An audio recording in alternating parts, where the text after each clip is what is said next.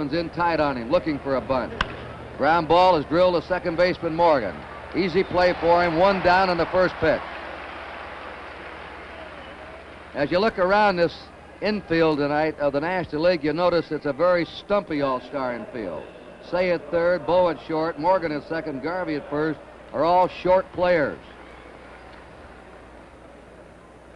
Bert Campaneris hitting .279 of the world champion Oakland A's with 2 homers, 27 RBIs. He doesn't walk much. He's up there swinging most of the time. And now and then he can hit a long ball. You'll remember the 7th game of the World Series last year, he hit a home run. A strike to him. Messersmith threw him a curve. Messersmith will use a fastball, a slider, a changeup. And he can put that ball where he wants to. You saw him a couple of weeks ago in our Monday night game, and he was just great. Foul ball for strike 2. Andy with an excellent change of pace. The last time we had him on our game of the week, a Monday night game, he shut a team out and threw almost 65% straight changeups. But he also has a great fastball, slider, and curve. He's got all the pitches. He's ahead of Campaneris, 2 strikes. Reggie Jackson's on deck.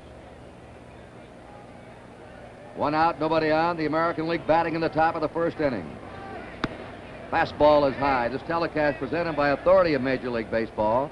As you look at Jackson, it's intended solely for the private, non-commercial use of our audience. Any publication, reproduction, retransmission, or other use of the pictures without the express written consent of the Commissioner of Baseball is prohibited. And he struck him out on a sweeping curveball. So we have 2 down. Andy Messersmith, born in New Jersey and moved to California, reared in California, an All-American player at the University of California. Here is Reggie Jackson, the player who received over 3 million votes from you fans. There's the trophy, and here's what Reggie thinks about the way you fans responded. Thank you and NBC for letting me take the time, Tony. It's a great shot in the arm for me, a great morale boost, and a great attitude builder. Just to finish in front of guys like Henry Aaron, in front of guys like Johnny Bench, I owe a heck of a lot to the fans, and I'll try to remember it every time I step on the field, just to give that little extra effort so that I can say thank you in some way. Well, thank you, Reggie, and congratulations on receiving the most votes of any All-Star player, over 3 million votes. A ball to him. Jackson hitting for the year, .318, 17 homers, 58 runs batted in. He's a showman. In the All-Star game in Detroit a couple of years ago, hit one of the longest home runs in All-Star history. They estimated if it hadn't hit a transmitter on top of the roof in right field at Tiger Stadium, it would have gone around 550 feet. Kurt, I think he's the tip-off on a modern player. He doesn't look or guess. He says it's calculated anticipation. Calculated anticipation. That's right. That's good. 1 ball, 2 strikes, 2 downs. And he got him on a fastball, and the American League goes down 1-2-3. So the score at the end of the first half inning, 0-0, the National League coming up. All morning, we had some sprinkles here just before game time. It's overcast and a mist in Pittsburgh. And on the mound, Gaylord Perry, 35 years old. He nearly tied the all-time American League record of 16 wins in a row this year. Kurt and Joe asked Gaylord Perry a while ago if the National League is going to see a different pitcher than when he used to pitch in the National League. They're not going to see the grease ball and the spitball that they used to see over there when everyone else was throwing it. I'm going to use the forkball a great deal, the hard slider, come up and in, and use the fastball, kind of low and away, and mix in a few curveballs. When he talks about not throwing that grease ball, I was with Tom Ferrick and Charlie Metro over in Cleveland, and they're surprised at how fast he is, that he's now overpowering and he can ride the high fastball. And they're also impressed, the scouts are, at his ability to place that ball where he wants it. And boy, if you can do that, you are well on your way to winning. All the American League hitters talk about his velocity this year at the age of 35. Pete Rose leads off. Ball 1. You wonder why the Reds were booed, the Red players. And the Met players, the Pirate fans are mad because Yogi Berra didn't pick Richie Zisk, who's second in the National League in batting on the squad, fouled away. And the Reds and the Pirates had a big fight here a week ago Sunday in this ballpark. And in that fight, Bourbon bit one of the players, Patterson, and they had to give him a tetanus shot, I believe, or a rabies shot. And he pulled a head of hair off another one. And blackened an eye. He had a big day. Pete Rose, batting .282, 2 homers, 25 RBIs. He wants to play the whole game, he told his manager, Berra. That's a fastball in for a strike, 1-2. A little smile of derision there by Pete on that call. Yes, sir. Joe, you talked about the velocity. You could see it on the first couple of pitches to Rose. He flinched on the 2 he took, and the other one was by him. Changeup is foul back, 1 ball, 2 strikes. That might have been his fork ball. He's got good speed on that ball. I was surprised to see him throw that hard. And he'll be the first to admit, Perry will, that grease ball will take something away from your fastball. You know, his great asset, though, is right behind his glove. It's went inside that stomach. He is one of the finest competitors in sports. 1 ball, 2 strikes to Pete Rose. And Rose strikes out. Like a fork ball that dipped to him. Fork ball held with the 2 fingers to form the sign of a fork or a V. The ball comes off and it drops off. He has it down to such a sophisticated nature that he can make it go in or out by twisting his wrist or his fingers just slightly. Joe Morgan batting .302. And you take a look at that size and you say he can't be a long ball hitter, but he's banged out 13 homers, knocked in 40 runs. If he gets on, he always affords excitement. 1 out, nobody on, no score, last of the first. Robinson tied at third against him. Pitch a little bit inside. Ball 1 to Joe Morgan. Brooks Robinson even with a bag at third. Campaneris at short, Carew at second, and Dick Allen at first as the American League infield. Burrows in left, Mercer in center, Jackson in right as the outfield. High and away. 2 balls, no strikes. Perry had his heart broken out in Oakland, going for 16 in a row. He lost a 10-inning game. Vida Blue beat him that night. He hasn't pitched a bad ball game this year. 2 balls and no strikes. Fouled away. Came in with a fastball. A little extra mustard on it. There's Yogi Berra, along with his coach Rube Walker, Johnny Bench. And they love you here, Yogi. Where's Sangy? Manny Sanguine is who they're talking about. 2 balls and a strike. Yogi picked his own catcher, Jerry Grody. That ball was a great pitch. Down and in. 2-2 to Joe Morgan. High leg kick. Looked like the ball may have sailed a little bit. Joe, you were talking about his additional speed. He appears to me to have a little bit higher leg kick now, and he talks about having more rhythm, more thrust toward home plate. That may give him that added velocity. He pushes off that leg hard, Tony. Watch him push off now. And there's the fork ball, and he struck him out. We've already had 4 strikeouts, 2 by Messersmith and 2 by Perry. There's an old cliche in baseball. Good pitching will beat good hitting. And some of the All-Star games are low scoring because of the great pitching. Here's Aaron. Curtin Joe before the ball game, and we all know by now that Eddie Matthews was let loose as the manager of the Atlanta Braves, but I asked Henry Aaron if he would consider taking the job as the manager of the Atlanta Braves.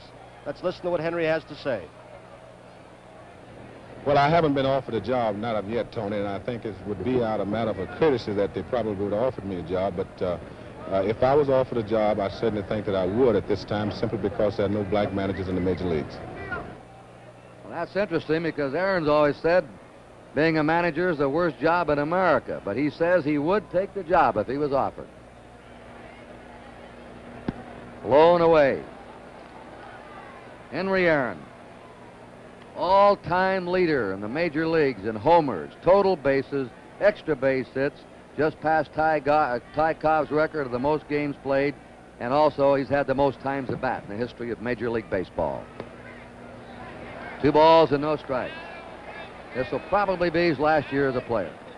I got to ask Joe, former catcher, how do you work over Henry Aaron? Well, Tony, you just hope that you can keep him to a single, because if there's one thing that impresses you is that relaxed stance that he has. In fact, Robin Roberts said it best. He used to sleep between pitches.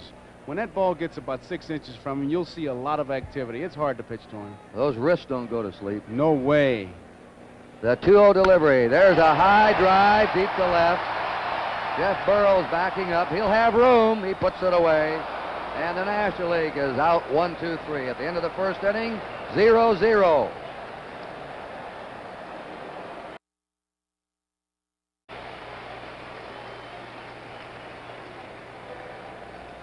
Dick Allen, who showed up here at 18 minutes to 8 with an 8:30 starting time, is in the starting lineup, voted by you fans. I guess Dick Williams glad to have his bat here, the heaviest bat in the majors.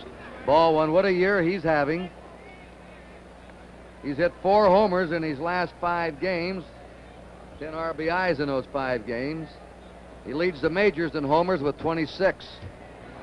And he hits that one down the right field line. It's twisting toward the stands and the bullpen, and it's out of play. 1 ball, 1 strike to Dick Allen. Allen's seasonal average is .302. 70 RBIs. If Rod Carew were not up there with that .380-some batting average, this fellow would have a shot at a Triple Crown. He'll be followed by Bobby Mercer and then Jeff Burroughs. We have 2 handheld cameras here tonight. First time in baseball history. Run by a micro relay system, and they'll be everywhere and take you places you've never been before in a major league ballpark. 1-1 to Dick Allen. Messersmith drops behind him, 2-1.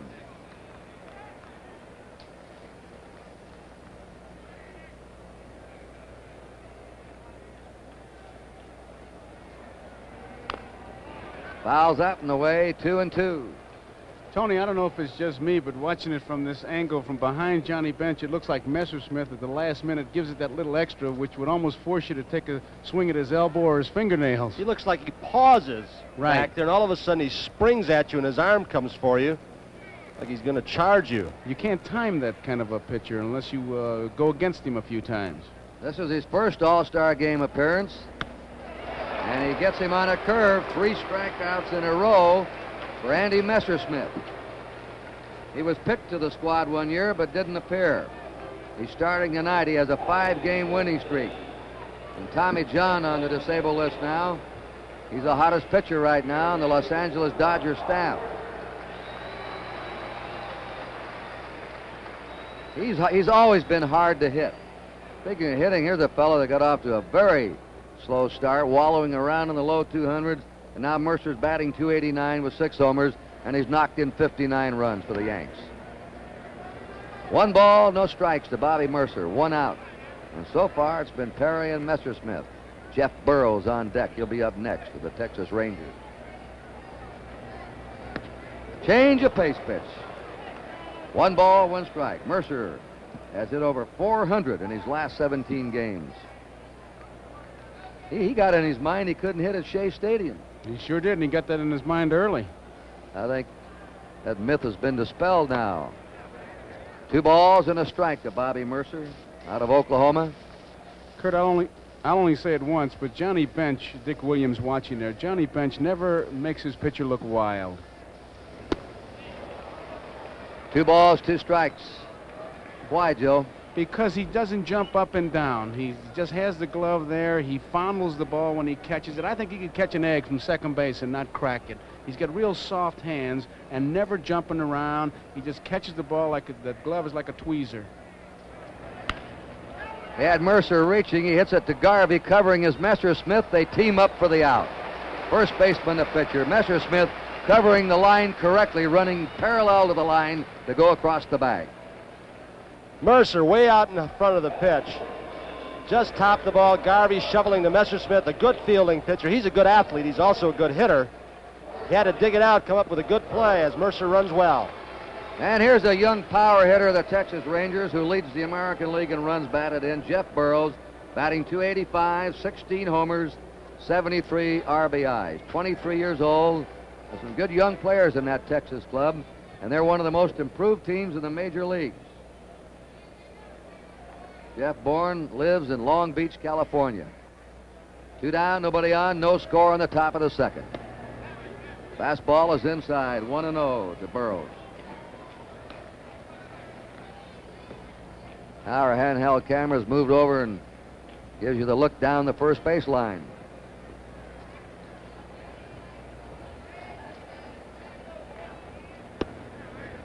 Outside for ball 2, 2-0 to Burroughs. Might just add, Kurt, that on some of the signs, as we see it from the center field shot, Johnny Bench is not having trouble calling the pitches. It's his location. Like he wanted the pitch outside to Burroughs, but Messersmith took charge and wanted it inside. Messersmith's 2-0 pitch. Took a little off, change of pace. We said he's hard to hit. Anytime a pitcher allows less hits than innings pitched, he's got stuff. And throughout his major league career, he's allowed 7 hits for every 9 innings pitched. In talking to both National and American League hitters in this ball game tonight, they almost all agree that Mandy Messersmith has the best changeup in the major leagues. Now, Pete Rose said he's the toughest for him. In fact, of course, Rose has been trying to psych the Dodgers out. We'll talk about that later. He's telling them, watch out, we'll be right by in about a month, boys. They wear their big red machine T-shirts around the clubhouse. The 3-1 delivery is fouled back, and we go 3-2. First full count we've had. We pause briefly for station identification. This is the NBC Television Network. WNBC TV, New York. Here in Pittsburgh, Jeff Burroughs with 2 down. Nobody on as a 3-2 count. And he's on. Here's our first base runner. That brings up the veteran Brooks Robinson.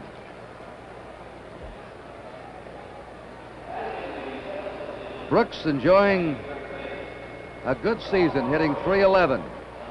4 homers, 30 RBIs. Always seems to play his best in the All-Star competition or in a World Series. Foul back.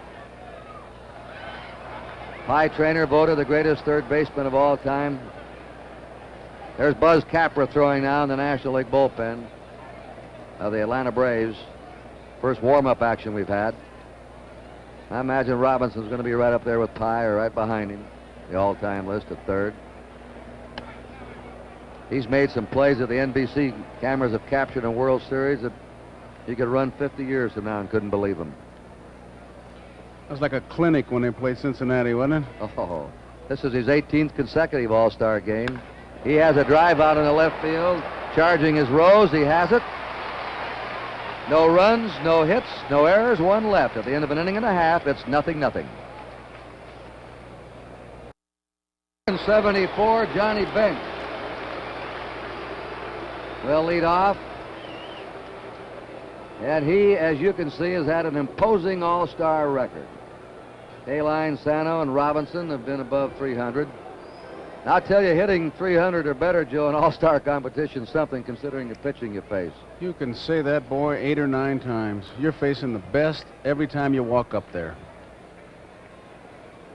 Gaylord Perry breezed through the first inning. Bench has been swinging a hot bat. It's a strike to him. He's hit .360 in his last 15 games. And the Reds have started to make a move. Johnny has 17 homers, 65 RBIs. At the age of 25, he won a Most Valuable Player award. He's off stride on that pitch at strike 2. That was the fork ball, and Perry's feeding him that fork ball plenty tonight. You ask him, what's the secret at your age? He says, just a good old farm boy from North Carolina. Playing good old country hardball. Right. Brother Jim is 37. This is the kid of the 2. Brother Jim's having a good year, too, with the Indians. Struck him out. That was smoked. He just threw the ball right by Johnny. 35-year-old Gaylord Perry now struck out 3 of the first 4. Kurt talked about Brooks last inning, the great defensive moments and thrills he's provided us. Here's Brooks getting ready on a pitch. He likes to creep in just a little bit, has tremendous range to his left. Coming in on the ball, nobody like him. Jim Wynn of the Dodgers is up. He leads the National League in homers with 21, hitting .290, 69 RBIs. He's playing with a floating chip in his right elbow. He's going to have an operation when the season's over. It's hampering him. And he can't throw in the outfield. It could be a factor here in the early innings. I talked to Jimmy Wynn before the ball game and asked him what he remembers about Gaylord Perry when he faced him in the National League. Well, I remember one thing, Gaylord likes to throw that greasy ball, And of course, in the National League, he was a superstar. In the American League, he's a superstar. I'm just looking forward to facing that forkball that he has mastered a great deal. One strike to Jim Wynn. One out, nobody on, no score, last of the second. That ball will be in the seats in back of third. The American League's behind third base. That's Thurman Munson, the American League catcher, and the National League's behind first. Kurt, I don't know of a power hitter like Jimmy Wynn to the extent that when you're a big power hitter, you take those free swings, but he really knows the strike zone. He takes a big swing, but he's not a wild swinger. He's a hard swinger, and there is a big difference. If you study him, he gets a long swing. He builds up bat speed. Watch him how far he'll come back now and start his sweep. The toy cannon. You get him in that nicknames on your show before the game, the toy cannon? No, we didn't have room for that. We got Shotgun Shuba in there. But I like Pretzels Pizzulo. 1 ball, 2 strikes to Jim Wynn. He's second in the National League and walks to his buddy Joe Morgan. So Joe said he knows the strike zone. He hits a one-hopper, skids in front of Campaneris, picks it up. You saw Campaneris play the World Series last year. You know what kind of a shortstop he is. And oddly enough, at one time, Bert was not considered a good defensive shortstop. He was an offensive ball player. He popped some home runs early in his career, but he has learned to play hitters, to get rid of the ball, make the pivot. Got that short hop. He really moved in on it. Steve Garvey. We talked to Garvey, a write-in candidate. He made it. Let's hear what he had to say with that honor. Tony, it has to be my highest honor because of the way it was obtained, and the only thing I can do is send out one thank you for the 1 million people that wrote my name on the ballot, and to thank them very much for everything they've done to make this the happiest day of my life. And that's something to make the starting team on write-ins. You know, nobody sits down and writes Mom a letter anymore. And Kurt, how important it is to this youngster. He's not feeling well. Those of us that know him, his face is puffy. He missed the last 4 Dodger games due to an ear infection, but his wife was telling me in the hotel that his face is still puffy right around the jowls there, as you can well see if you know Steve. He's batting with 2 down, nobody on. We have no score, last of the second. We haven't had a hit yet. We've had 1 base runner, a walk to Jeff Burrows. That's been it. The 1-strike delivery, fouled away, and Gaylord Perry's ahead of him, 2 strikes. Garvey, if you notice him at the plate, there's his buddy Ron Say on deck of the Dodgers. And the Reds and Dodgers dominate the starting team. 7 of the 9 starters on this team are from the Reds and Dodgers, which tells you something. Watch Garvey has more of an upright stance probably than any other player in this game. He has good power to right and left center field. Not a pull hitter strictly. Look at those arms. Yes, sir. Blacksmith. And he has a base hit up the middle. Well, there's our first hit. Steve Garvey singles to center.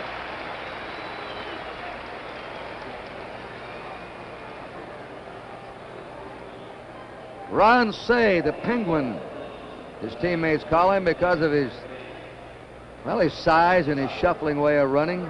Hitting .275, 12 homers. 64 RBIs, mostly a pull hitter. He'll hit the left field a lot, dangerous with men on. Very stocky. I think that's a cute story that Joe told about not only his legs, but his short arms. Joe, maybe you can tell our fans. It's Boswell's story to the Mets, so get it in here, I hope. Nearly a wild pitch. Good stop by Thurman Munson. Said he slid into second base and he was out, and Boswell said if he'd have slid in like a human being and stretched his arms, he'd have made it, but he went in like a penguin and he went in with his elbows. He does have short arms. Yesterday when they were working out, he was behind the batting cage with Pete Rose, and Pete says, you know, we're going to pass you, Ron. Oh, he let him have it, didn't he? He says, we're going right by you. So I know you aged 5 years last year. You're a good ball player, though, Ron. Yeah. You got a good ball club. There's a drive in a deep left center. That ball's tagged. And it's up against the wall. Coming in to score is Garvey. Ron Say holds at second with a double, and the National League leads 1-0.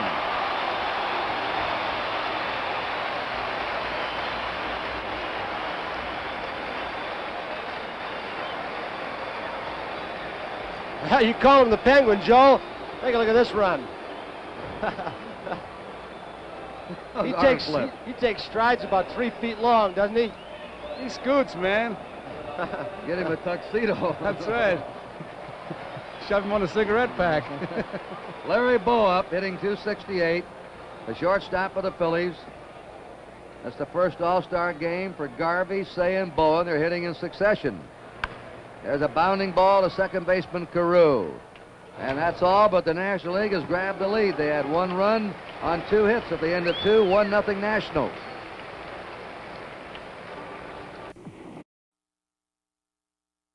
Thurman Munson hitting number 8. Gaylord Perry is due to follow him. There's no action in the American League bullpen. Now they're getting some action. Louis Tion is getting up. They may hit for Perry. And then we'll go to the top of the order and pick up Rod Carew. Messersmith struck out 3, walked 1 in the first 2 innings. No hits. And he's in with a fastball for a strike to Munson, who replaced Carlton Fisk as the starting catcher. .247 average, you just see 9 homers, 28 RBIs. Fisk probably won't play the rest of the year. He's going to have a cast taken off tomorrow and start his exercise. He has a base hit to left. He may get 2 on this one. It's rolling to the wall. Munson heading for second, and he's in with a stand-up double to lead off the third. Joe, they always talk about catchers being slow, but not Thurman Munson. He can run. He can really run. And Gaylord Perry's going to bat. Gaylord Perry. Let's see if they try and bunt the man over to third now. Johnny Bench wants to go out and talk to Messersmith about it. I'm sure, Kurt, they're just going to switch sides with Munson at second base. You know, they keep telling you it's another ball game, and yet they keep doing things that disproves that it's just another ball game. When you play cribbage for pennies, do you try and win? Isn't that the truth? That's right. And the bunt is on. He pops it up, but it's back up against the netting for strike 1. Now you, Tony, you played in the All-Star game. I think you had the best description of it.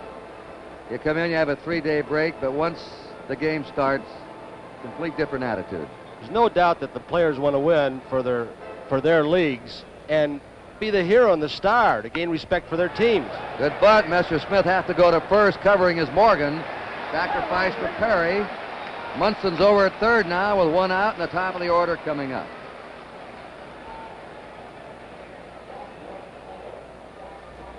Spoke with Rod Carew just before the ball game, and we asked him this question: do you still think you have a chance to hit 400 this year? Well, Tony, you know, I think if I went into September hitting about 380 or so, I think I would have a pretty good shot at it because, you know, usually in August and September I hit much better than I do the first half of the season. So if I can keep swinging the bat the way I've been swinging, I think I could hit 400 if it's in reach. Rod Carew is an excellent bunter. Ball, when I one time in a bonefish skiff down in the Florida Keys, I said to Ted Williams, "Can anybody hit 400 again?" And he said, "Yes, somebody that can run, bunt, and slap the ball around and stay free of injuries," and this man describes it. Here is Ken Brett of the Pirates. He's going to come in and pitch in the 4th inning for the National League. Kenny Brett. Carew moves the ball around to all fields. He makes contact. A ball and 2 strikes to him. Kurt, he also said to me, as we look at Munson down in third, that if he were playing on more artificial surfaces, and they have 6 in the National League, 2 in the American, he thought he would have a much better chance, as he can see the difference in his average in Kansas City and Chicago. In other words, those ground balls go through for him, and he goes after that low breaking pitch. There is Campaneris on deck. Bobby Mercer in back of him. Talking about a change of pace. They're all bearing down and watching Messersmith. Now Carew's on.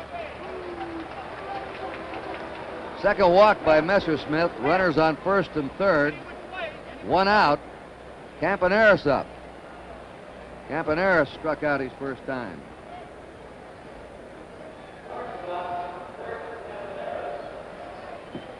Carew's an excellent base runner. He has stolen 23 bases.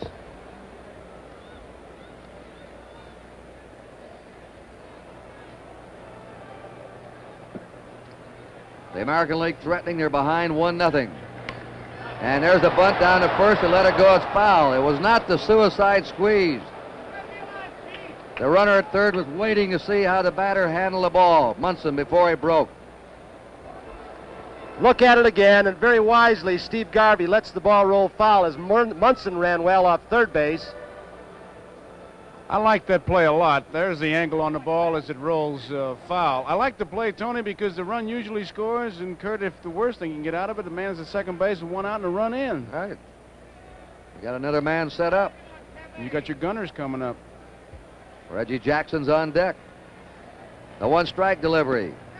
Low and away, 1-1 to Bert Campaneris. Mr. Rickey used to always say, let those nits and gnats get on and let them lions and tigers eat them up. 1 ball, 1 strike to Bert Campaneris. He hits it foul, and that's Whitey Herzog. That's right, Whitey. It'll sting for 2 or 3 innings. Herzog's coaching at third, and Jack McKeon, the manager of the Kansas City Royals, is over at first. Earl Williams is the other coach, and he's in the dugout with Dick Williams, the manager. The 1-2 pitch. Ooh, that was close. 2 balls, 2 strikes to Campaneris. The winning managers last year are the managers for the next year's All-Star game. Of course, Williams was out of baseball, and Earl Weaver was going to be the manager. There goes the runner. Struck him out. The throw to second. Now into center field. Coming in to score will be Munson. Carew's on the way to third.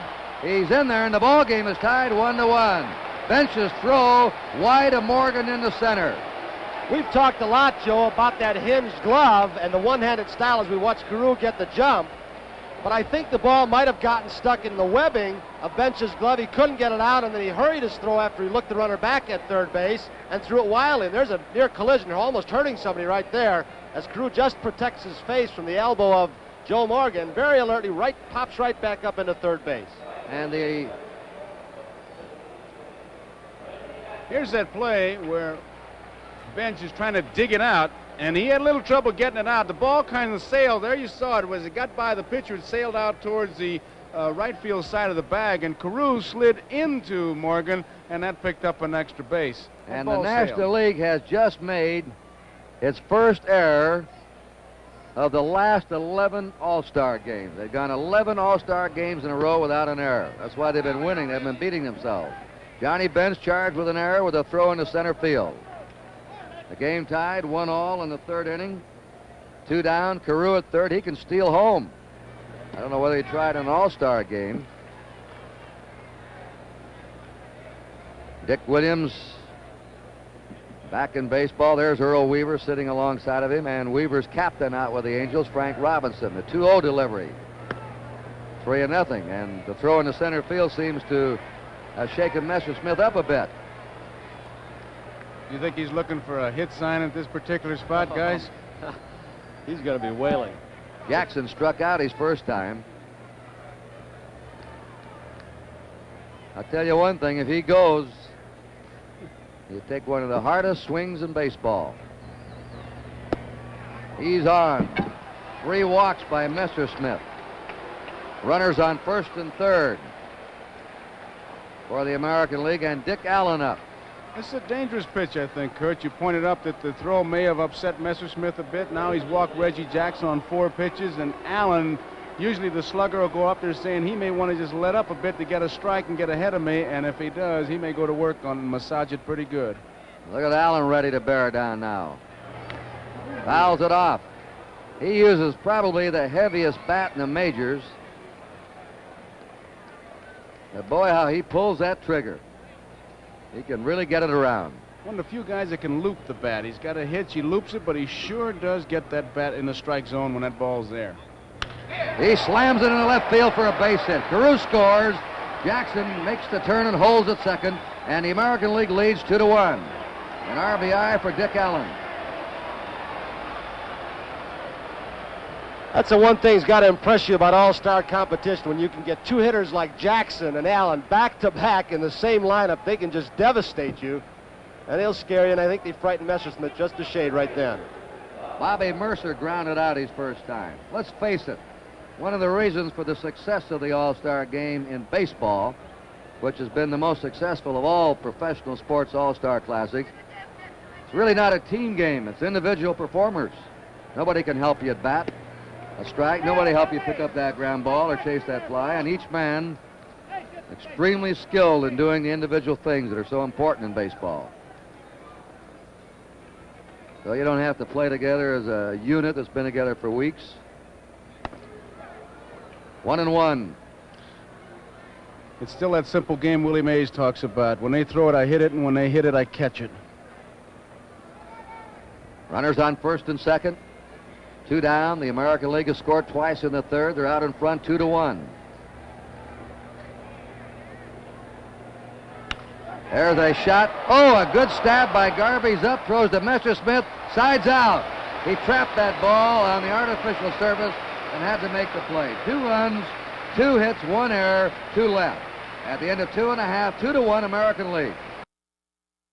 Major leaguer to hit 400. He did it in 41 before his 23rd birthday, which he celebrated early that year in the All-Star game. This has been called by many as the most dramatic moment in the history of the All-Star game. The American League trailed 5-4 in Detroit, bottom of the 9th, 2 out, 2 on, Williams at bat. Claude Passeau, the Cubs on the mound.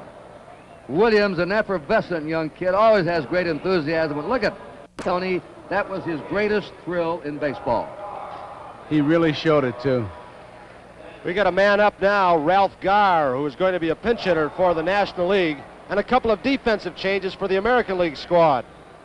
Yastrzemski, there's Grich at second, and Yastrzemski goes to first base. Allen is out, Carew is out.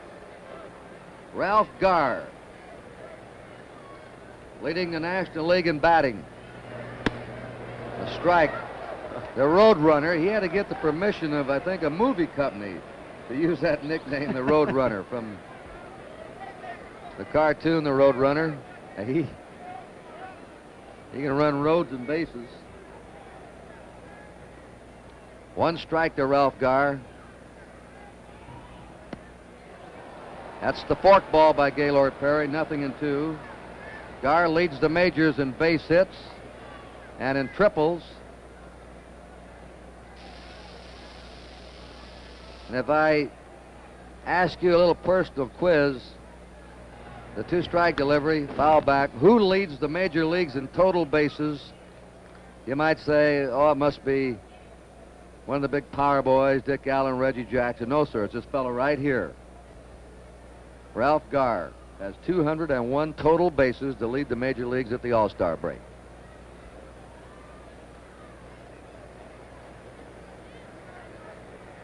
Pete Rose will be on deck, and then Joe Morgan.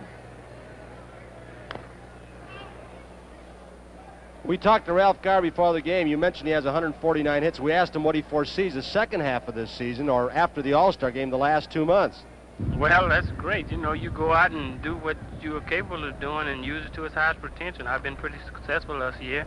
I've been topping the ball. I've been bunting. I've been hitting the ball hard every now and then.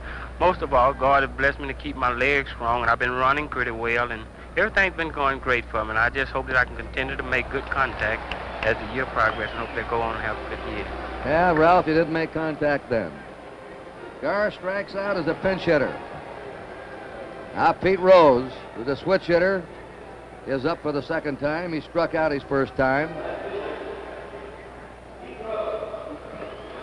The National League now has 2 left-handed batters, Brock and Grubb, in the dugout. They have 3 switch hitters in the dugout. And this can get important in the late inning. 4 strikeouts for Gaylord Perry. The American League's ahead 2-1 and last of the third. Bounding ball hit the second baseman Grich. Over to the new first baseman Yastrzemski, who's been plagued with a bad back but felt all right to get in the lineup tonight. 2 down. Joe Morgan struck out. Here's a fella having a tremendous year, Bobby Grich of the Orioles.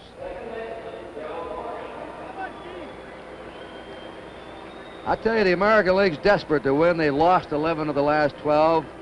The new American League president, Lee McPhail, put out an order asking the managers not to pitch any of the American League starters on Sunday so they'd be rested.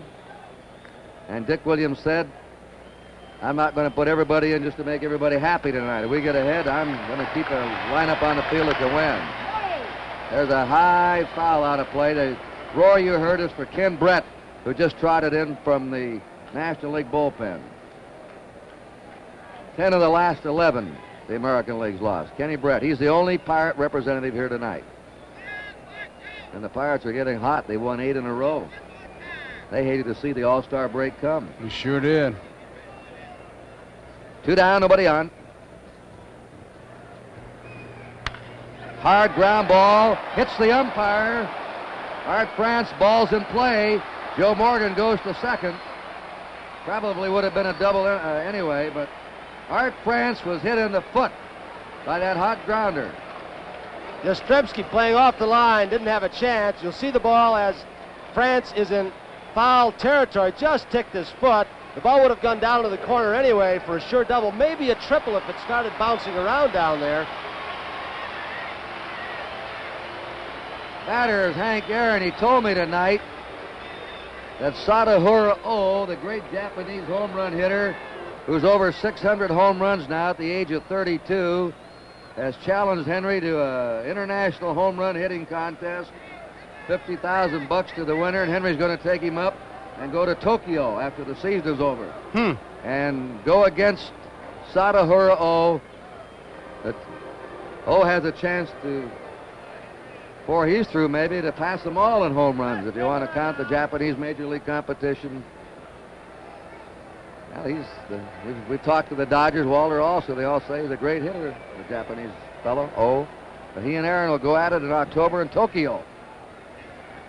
Just wonder who the pitcher's going to be. That's going to be fairly important. Each is going to choose his own pitcher and have his own pitcher, Hank told me.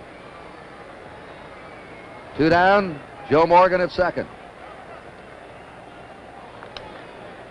2-1, American League. Now Munson and Perry getting together. Morgan was looking in. Well, Munson has been using a very simple set of signs. It's been the first flash that he gives, and the tip-off was that Perry was going into his delivery before Munson completed giving his signs, and with the man on at second base, Morgan was doing a good job of decoying and stealing signs. You got to feel like the ballpark is a booby trap when you play, that they're stealing signs from everywhere. Aaron sent Burroughs to the warning track. His first time up with a long fly to left.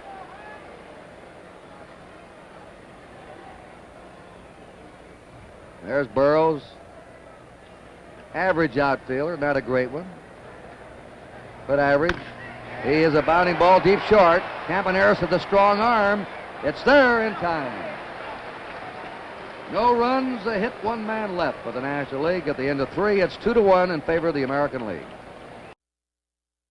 Came up with the Red Sox, went to Milwaukee, then the Phillies. The Phillies traded him over the winter to Pittsburgh for Dave Cash, a trade that has proven out for both teams. Cash has helped the Phillies, and Brett certainly has been a mainstay for Pittsburgh. Jeff Burroughs walked his first time. Brett had a sore arm the last year or two. It's typical of a lot of young left-handers who sort of develop late.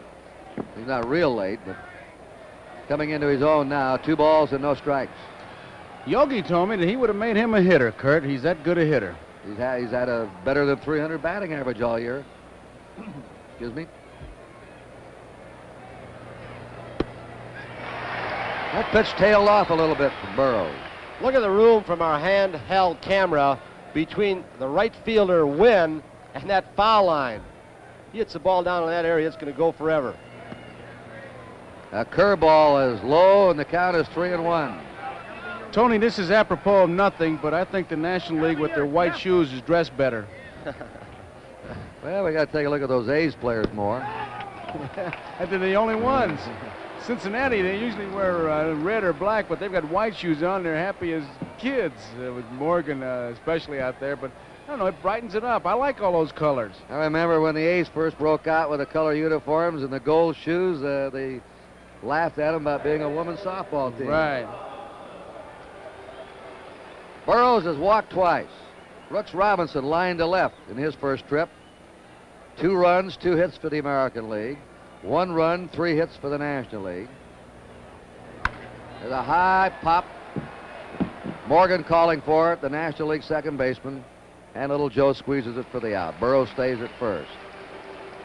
And the National League has one error, their first error since the 9th inning, the second game of the 1962 All-Star game. The error committed by Eddie Matthews, actually 2 errors on 1 play.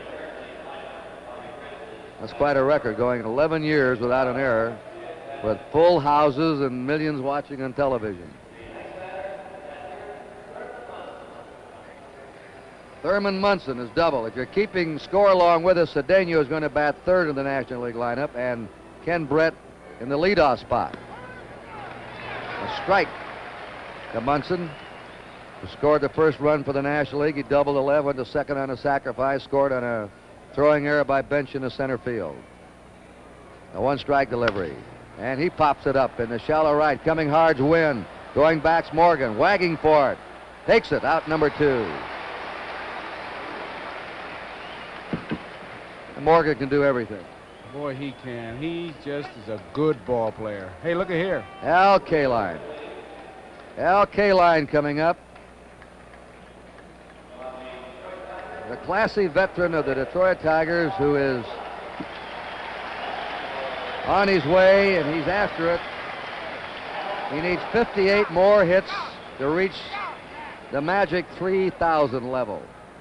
If he doesn't get them this year, he said he's going to stay on and play next year. He wants the 3,000 hits.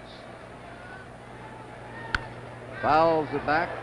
The last man, or the last 2 men, you have to go back nearly 50 years in the American League for the last man to reach 3,000 hits. Chris Speaker and Eddie Collins in the 1925 season. And the most recent player, the late Roberto Clemente, who reached the 3,000 mark level. Only 11 players in the history of the major leagues have reached 3,000 hits. 1-1. There's Burroughs at first, 2 down, 2-1 American League in the 4th inning. Kaline pops it up. Johnny Bench flipping the mask away. And that's all. Brett, after walking Burroughs, gets 3 pop-ups in a row. At the end of 3.5, it's 2-1 American League. In 1970, the challenge was in Mexico, the Baja 1000. 1971, the brutal East African Safari. 1972, Greece and the Rally of the Acropolis. We challenged them all on passenger car tires, Sears steel-belted radios. And on tough roads like these, we prove them for traction, strength, and mileage. From their radial design to their 2 steel belts, the Sears steel-belted radial, only at Sears. Last year, Joey Chitwood's cars started riding on a new kind of shock absorber. Over 4,000 total jumps. Over 32,000 road miles on the Sears Steady Rider. The shock that adjusts to heat when most others can't. The result? Not one Steady Rider failure or wear out. It's Sears' best heavy-duty shock. The Steady Rider. Only at Sears. You know, they call Pete Rose Charlie Hustle, but the original was a guy I first played with during my rookie year with the Cardinals, and I'm talking about Enos Country Slaughter. In the 1953 All-Star game, which was won by the National League 5-1, at Crosby Field in Cincinnati, was a good example. Well, Eno was 37 then, but he was a one-man wrecking crew. Harvey Keene found that out when he was robbed of a sure hit by this spectacular catch. With Mike Garcia pitching to Jackie Robinson, Eno stole second base. Yogi Berra was the catcher. Satchel Paige in his windmill style was perfect for Slaughter. He singled off the oldest man ever to play in an All-Star game. And Roy Campanella scored on a base hit. It was a one-man performance in the 1953 All-Star game by Eno Slaughter, the original Charlie Hustle, who could do it all, and he did it every single day. Now here's a man that almost falls apart in everything but the win column. Louis Tiant. 14 wins for the Red Sox veteran, 7 losses, 2.78 earned run average. He got off to a slow start, and he's a new papa. Had a baby boy Saturday. We have Joe Rudy in left field. He has replaced Jeff Burroughs. Rudy now the left fielder. And he'll be batting 6th, and Tiant will be batting 9th. There's it's not the blooper, it's not the ephus, it's just the Tiant wiggle. He is fun to watch. He turned his back completely to the hitter, Johnny Bench, looked out to his center fielder, said, I'm throwing him a changeup, and he did. The 1-1 delivery by Tiant. That's his fastball, and listen, he has something on it when he wants to deliver. He has, his favorite saying is, what you need. What you need. An obliging guy, great sense of humor, a fun man to have around a ball club. The 1-2 pitch. Look at that head jerk. Hey. Okay, let's take a look at Louis Tiant again. He doesn't ever look at the hitter, doesn't seem like. Down on his toe, up at the sky, out to center field, and he comes from all directions with 4 or 5 different pitches. Bench solves him for a line drive, hit to left. Rudy has it on a hop. So Johnny Bench, who struck out the first time, has singled. The National League has out-hit the American League 4-2, but the American League's ahead 2-1. Jim Wynn bounced to short his first trip. Tiant pitched over the weekend in Texas, flew to Mexico City, where his wife presented him with a new baby boy, and then he flew here to Pittsburgh for the All-Star game. So he's put in some miles. And that one is into center field for a base hit. Bench is coming to third. Runners on first and third. Nobody out. Jimmy Wynn single.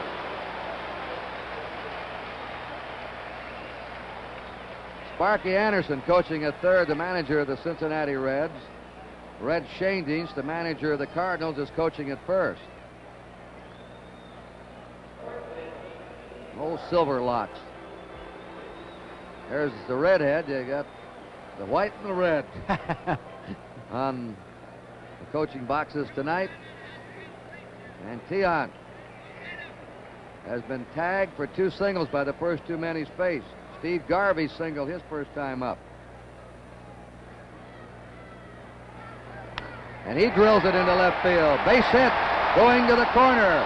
Bench is scoring. Wynn is rounding third. He's being held up. Garvey has a double. The game is tied. And Tiant has been no mystery to the National League. Garvey is 2 for 2, and Weaver's calling the bullpen. Our mobile camera's right down there in the American League dugout now, and he's giving you a look. You've never seen this look before in a televised ball game, the look out on the field from the manager's viewpoint. And this is a different look than any other park because the Pittsburgh dugouts are even with the playing field. Most of them are below the playing field. And now there's the camera right in back of Dick Williams. You always wonder what it looks to look out from a Major League dugout. You're seeing it tonight. A rare look for you fans across America. Ron Say, who doubled and knocked in a run his first time, looks at ball 1. And Dick Williams is anxious. That American League bullpen looked like a firehouse for just a couple minutes. There were players scurrying all over the place. Wilbur Wood and Catfish Hunter are now throwing. National League is a run in. They have runners on second and third, nobody out. They tied it at 2-all. Curve is outside. 2 balls and no strikes. And now Williams is coming out to talk to Tiant. Tiant is pitching himself into deep trouble here in the last of the 4th. This is Williams' 3rd time as a manager in an All-Star game. He's had a brilliant record in just 6 years of managing. He's won 3 pennants, 1 at Boston, 2 at Oakland, and 2 World Championships.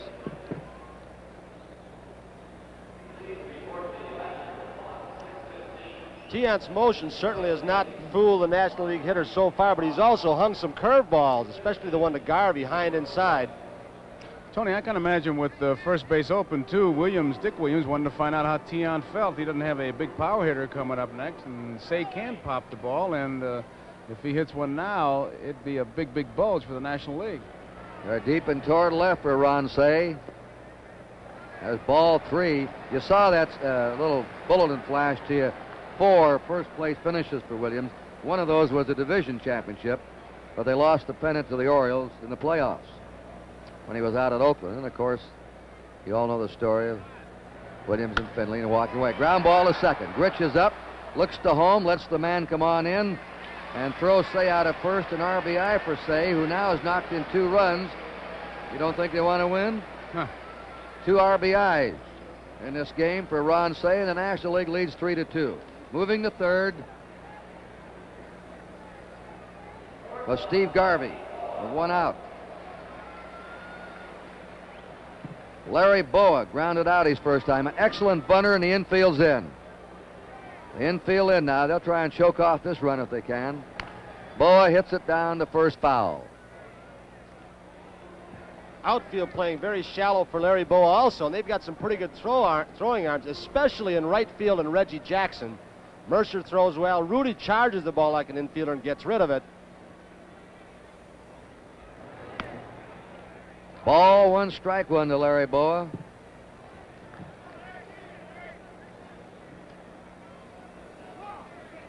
American infield drawn in tight. The outfield straight away. Boa pokes the ball around, not a long ball hitter, and fouls it away, and it's 1 ball, 2 strikes. Ralph Garr's on deck. He's batting 9th. He came in as a pinch hitter in the 3rd and stayed in the ball game. Ralph Garr. There's a grounder to short. The draw in infield. Campaneris looked the man back. Throws Boa out. 2 down. Garvey's still at 3rd. And Ralph Garr's up. He struck out his first time. Now the infield backs up. With 2 outs, they've still got to be a little bit cautious with Garr up there because he's a pretty good bunter. He may try and score the run that way. And also they have to play Tony and Joe a step or 2 on him. Robinson's even with the bag at 3rd because of Garr's tremendous speed going down the line. Change up is foul back. That is Tiant's hesitation pitch, sort of a takeoff of Satchel Paige's, stopping at the top of his delivery, hesitating, then coming on through with his delivery. 1 strike to Ralph Garr. 3-2, National League. High fly down the left field line. Campaneris going out, calling for it. A foul ball, he has it, the side's out. 2 runs, though, for the National League. 3 hits, they left 1. At the end of 4, 3-2, National League. Chances are your house is covered, and your car, and your life is covered. But how about your money? I carry covered money. First National City Travelers checks are covered money because they're as good as money until you lose them. Then they're better because you can get them replaced on the spot at more than 35,000 places around the world, and you can spend them at millions of places. So wherever you go, first get First National City Travelers checks, the covered money. Painting can be a merry-go-round. When you finish, it's almost time to start again. Not with Sunproof Latex House Paint from Pittsburgh Paints. You see, Sunproof Latex has a patented formula with built-in acrylic flexibility. Resists cracking, peeling, blistering. Colors are fade-resistant, so you paint less often. Get off that merry-go-round. Get Sunproof Latex House Paint. Wherever you see me. The Pittsburgh Paints Peacock.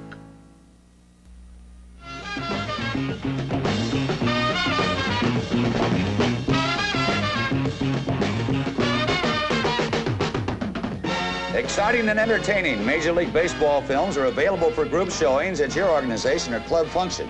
For a free brochure of baseball film listings, send a postcard to Baseball Film Division, 1650 Broadway, New York, New York, and the zip is 10019. The preceding announcement furnished by Major League Baseball. This is the commissioner's box, and you're right in the front row, Mr. and Mrs. Kuhn or Mr. and Miss Galbraith. I don't know the other gentleman. It's Bill Salatis, the president of Gillette North America, and Julian Goodman, chairman of NBC, chairman of the board. Back on the right, Herb Schlosser, president of NBC, Bob Howard, the president of the television network. I saw Joe Cronin there, who just retired as president of the American League in the second row. Hall of Famer Joe Cronin. In that second row, Carl Lindemann, vice president of sports of NBC.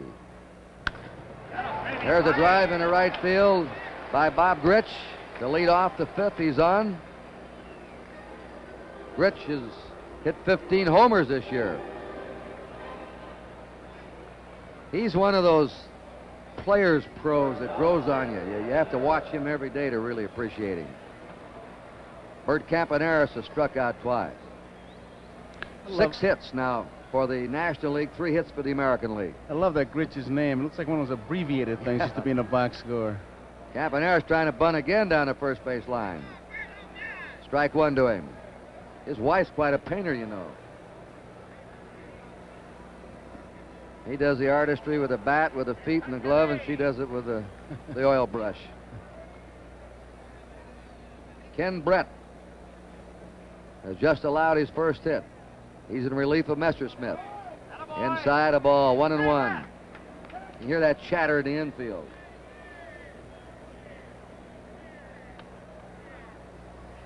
Trying to get a sign. Garvey holding against Gritch at first. The move. Gritch now wandering far. Art France right on top of that bag, the first base umpire. Again. Now Ron Say, meanwhile, in the other corner's creeped in. He's even with a bag over there. A 2-1 count to Campaneris. We're getting ready here for a play now. I was going to say, usually when a fella tries to bunt and start something, if he ever got that count to 2-1, I'd say 9 out of 10 times he's going to go. Well, let's watch Bobby Gritch. He is going. Foul away. They had the hit and run on. Good call, Joe. It seems to me that 2-1 is the, I don't know if you find that way as an infielder, Tony, the manager's delight, 2 balls and 1 strike. You know that pitcher or catcher don't want to go to 3-1, and you got the infield in. Even if you just fake a bunt or foul it off as Campaneris did the first pitch, everybody moved in. And then Dick Williams pulled the switch. All right, it's a 2-2 count to Bert Campaneris. He struck out twice. He hits a drive into right center. Back deep goes Cedeno. Back, and grabs it on the run. He just outran that ball. Fires to first, trying to double up the runner. That's the play of the ball game so far. He was playing Campy to left center field and underestimated his power, and he ran a mile. Cedeno, after the luncheon for the players by the commissioner this afternoon, had food poisoning. They almost had to take him to a hospital. He lost the feeling in his hands. They did not think he was going to play, and look what he comes up with, and almost throws behind Gritch and doubles him off. He can do everything. Well, he has tremendous skills. He leads the majors in RBIs. He won his 2nd successive Golden Glove Award last year. One of the 3 best defensive outfielders in the National League. He can hit. He can go from first to third in a line drive single to left. Reggie Jackson, a ball to him. Reggie has struck out, walked. 1 out. As Cedeno has just robbed Campaneris and maybe saved a run of an extra base hit. A big high hopper hit to Morgan. He goes to second. Gamble. Out. No play at first. Morgan unloaded that ball quickly to Larry Boa. And Larry Boa gives a pretty good target as he moved to the outside of the bag so that the ball, the throw, would not hit Gritch sliding. Had he stayed right on the bag, the ball might have hit Gritch, bounced away. Chancy play by Morgan.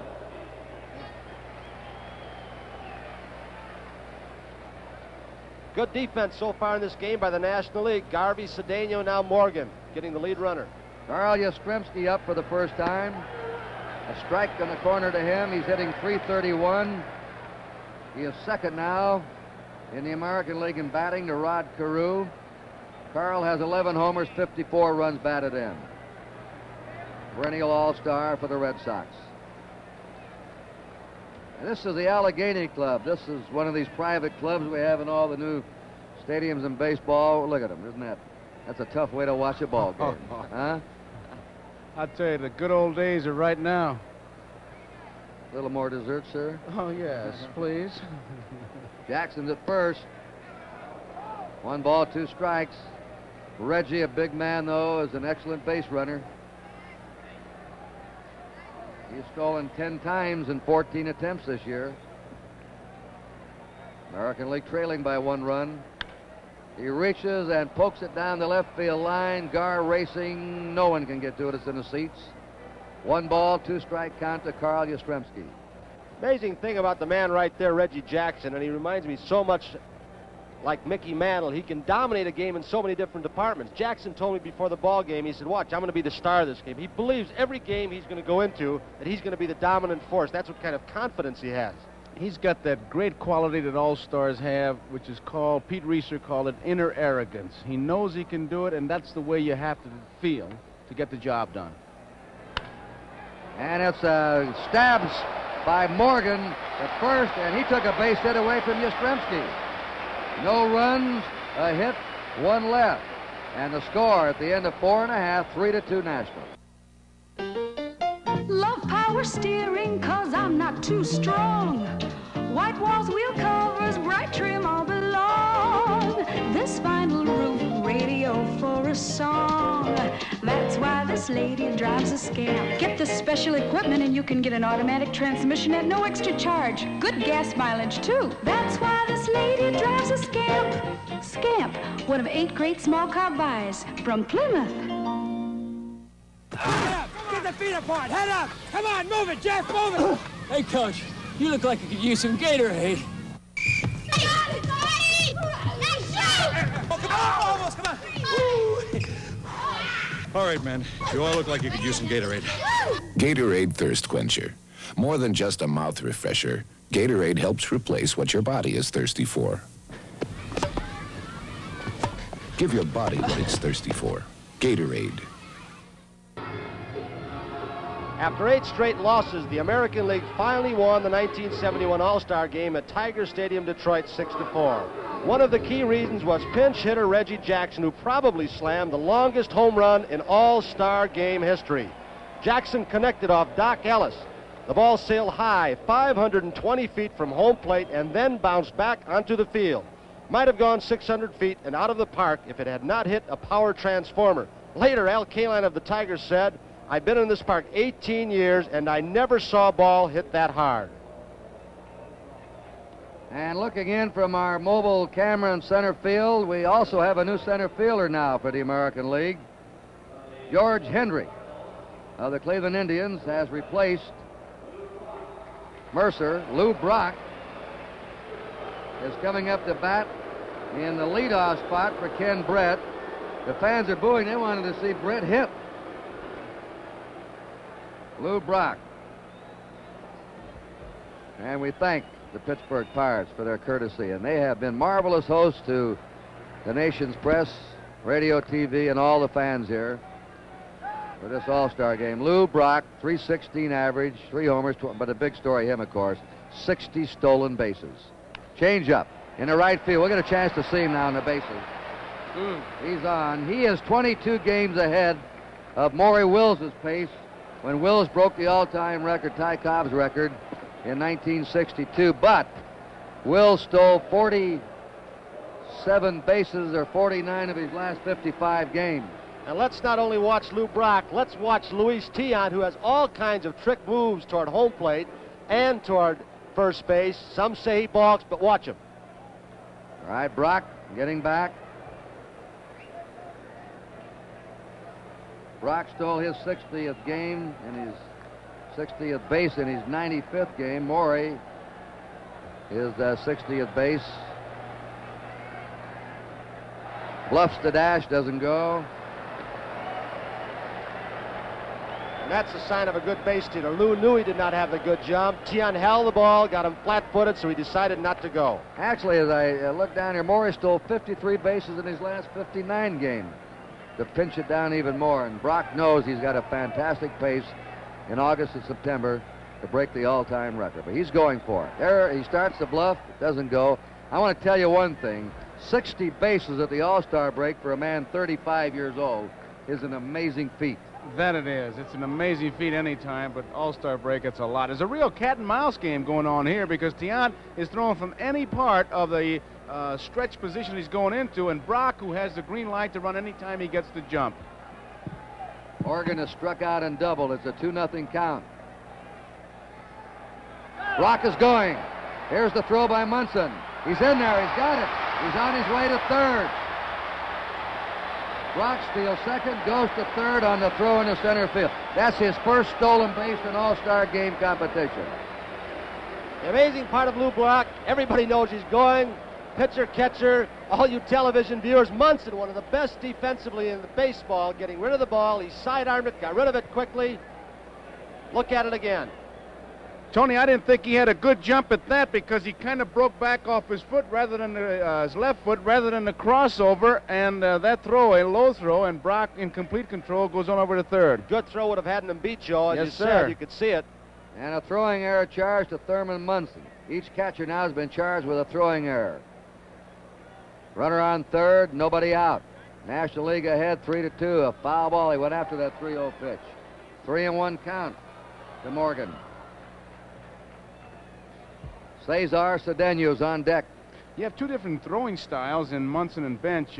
Bench is a gunner, whereas Munson, good, accurate, flips that ball and gets rid of it quickly, but this one sailed on him. Tion has been roughed up for 4 hits. There's a drive twisting down the left field line. It'll be in the American League bullpen. Looks like Jim Hunter chasing it. The Raleigh Fingers. Raleigh Fingers.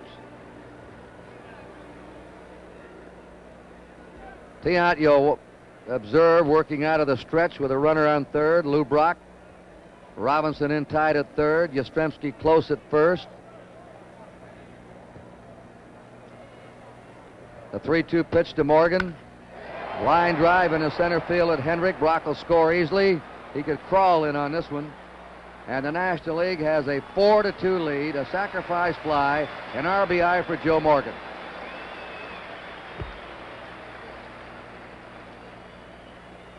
Here's Cedeno. We said he could do it all. Watch his catch again off the bat of Bert Campaneris.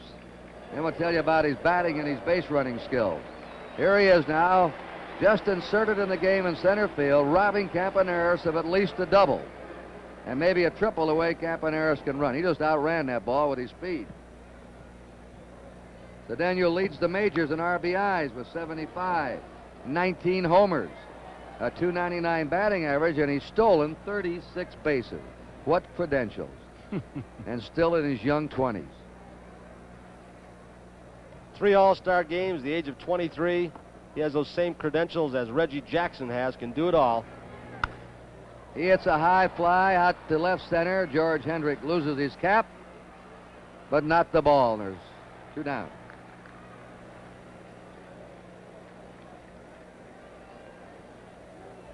Morgan has knocked in a run for the National League. Garvey's knocked in 1, and Ron Say has driven in 2. Johnny Bench struck out, singled. He scored a run. 3 homers in All-Star games for Johnny. He'll have a lot of All-Star games left.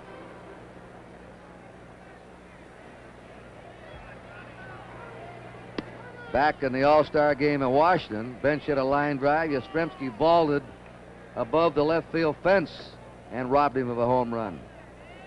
A 1-strike pitch. 1 ball, 1 strike to Bench.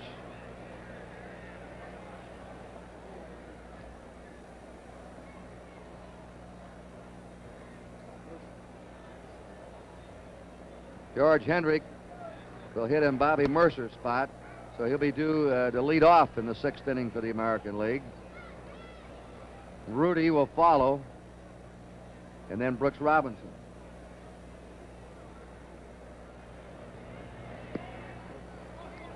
Three balls and a strike. Tion has not been as effective tonight as he's been the last 6 weeks with the Red Sox.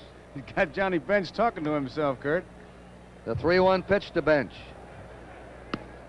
Strike 2 with a fastball. 3-2. I don't know how you would feel hitting against him, Kurt. Or Tony, did you ever bat against him? Yeah, when he first came up with Cleveland, and he could throw hard, and that's about all he did. Now he mixes them up quite a bit. But I wish he'd look at you when he throws. What a bargain for the Red Sox. They picked him up in the minor leagues. Everybody thought he was done. 20-game winner last year, on his way to another 20-game season this year. Jim Wynn has grounded out, single. He scored a run. Bench at first, 2 down. The National League has scored a run in this inning, and they're leading 4-2 in the last of the 5th. NBC hopes you're enjoying this All-Star game from Three River Stadium in Pittsburgh.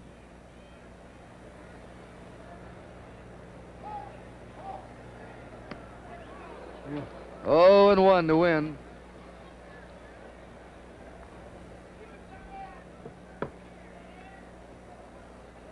Got Catfish Hunter and Wilbur Wood now throwing once again, Kurt and Joe, down to that American League bullpen. I think Matlack will come in for the National League. He was warming up down there a while ago. The players that are picked by the fans must play at least 3 innings at the start of the game. A pitcher cannot work over 3 innings unless it's into extra innings.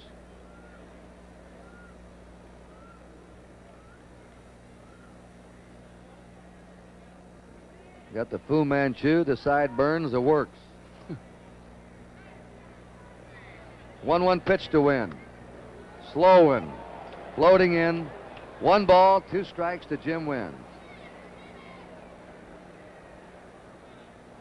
There he is, a little way that he tries to deceive that runner and also the hitter a little bit as he comes down, and that's been contested by some saying it's a balk, and the umpires say no, it's part of his natural motion. He does it all the time. He's pitching 1 ball, 2 strikes to Jim Wynn. Now the move to first. He nearly got him. He went off too far. Johnny had about a 1.5 lead. Well, he hypnotizes you the way he moves that glove. You know, he can trick you into it. He can throw from anywhere as he comes set. Look at him. Now to the plate. Foul ball back. This is his 2nd All-Star game. He was a starting pitcher in the '68 game at Houston. He was charged with a loss, a 1-0 loss, and his own throwing error to first base led to the run. Willie Mays in that game scoring the unearned run that won the game for the National League. Change up, hit deep to right. Jackson backing up. He's an excellent outfielder. That's all, but the National League picked up a run, a hit. There was 1 error, 1 left. At the end of 5, 4-2 National League. Dick Tracy, Wethead. Dick Tracy, the dry look. Clark Kent, Wethead. Clark Kent, the dry look. Shazam, Wethead. Shazam, the dry look. The dry look makes a good guy look even better. And only Gillette has the adjustable valve to spray as light and dry as you like. So come on, hero, get rid of that wet look. Get the dry look. The dry look aerosol hair control from Gillette. Molly, I'm home! Molly! Caleb! Caleb! Molly! Caleb! Ugh, long time no see. Turn your face into a kisser.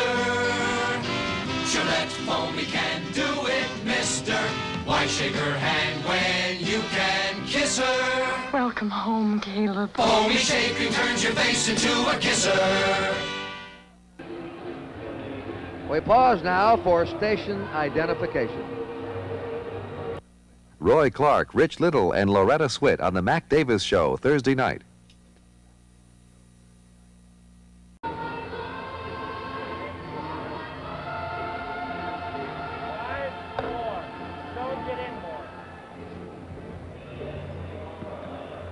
I want you to meet one of our favorite fellows in sports broadcasting, Bob Prince, the colorful voice of the Pittsburgh Pirates, and we wanted you to come in and say hello to the nation fans tonight, Bob. Well, thank you, Kurt, and everybody. It's really nice to be here, and it's awfully good to see the National League, if I may root just a moment on national television for our National League club to be ahead 4-2, but there's one thing missing here, Kurt. I can't get over the fact that mere mortals now play right field with the loss of Roberto Clemente. I saw Mrs. Clementi. She was at the luncheon, and they dedicated a new ballpark in his name, right? Yes, they did down in Miami, and of course this young man will go on to be one of the great superstars as time erases the memory of him to one degree. But the game is on now, and you have a new pitcher, John Matlack of the New York Mets, working. All right, thank you, Bob Prince, for being on with us. George Hendrick facing John Matlack. Matlack has won 9, lost 6. Earned run average of 2.55. His first All-Star game.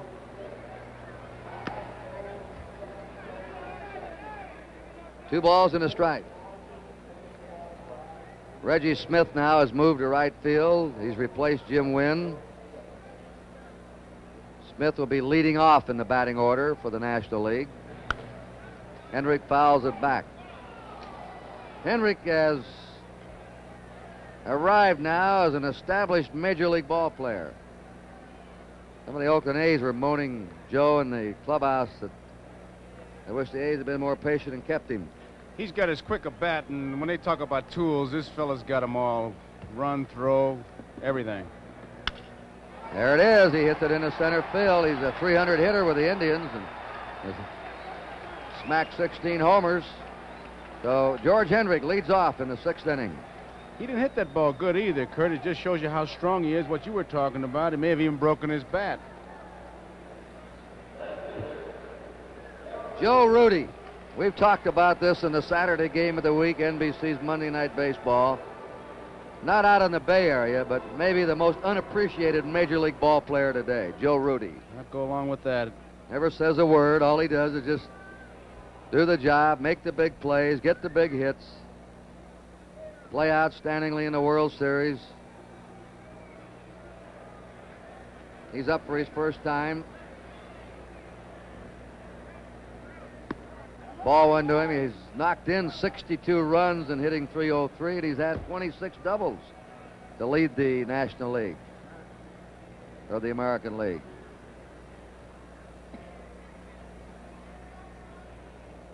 Bob, were you disappointed only one Pirate picked in the All-Star team? No, not at all. I think and our fellows responded very beautifully to it, Kurt. They said you don't deserve to be in, you don't get in. Well, I want to ask you one last question. You won 8 in a row. You've been wallowing around, down around the bottom. Suddenly your bats are starting to zing. You're getting some pitching. Who's going to win that National League Eastern Division? Well, I think, seriously, it's up for grabs. As they've written, all 6 ball clubs in the National League East can do it. Right now, Matlack was pitching last year at this particular time and trailing by 6.5 games. They came on to win it. I think anybody can win it. Naturally, if I might be partisan for one moment, I would hope the Pirates do. Okay, thank you very much, Bob. Thank you, Kurt. Joe Rudy. A ball and 2 strikes. We're now in the National League bullpen with our creepy camera, and warming up out there is Lynn McLaughlin of the St. Louis Cardinals. Something's going on in the stands. That's what it looks like in the bullpen if you're out there with behind that camera.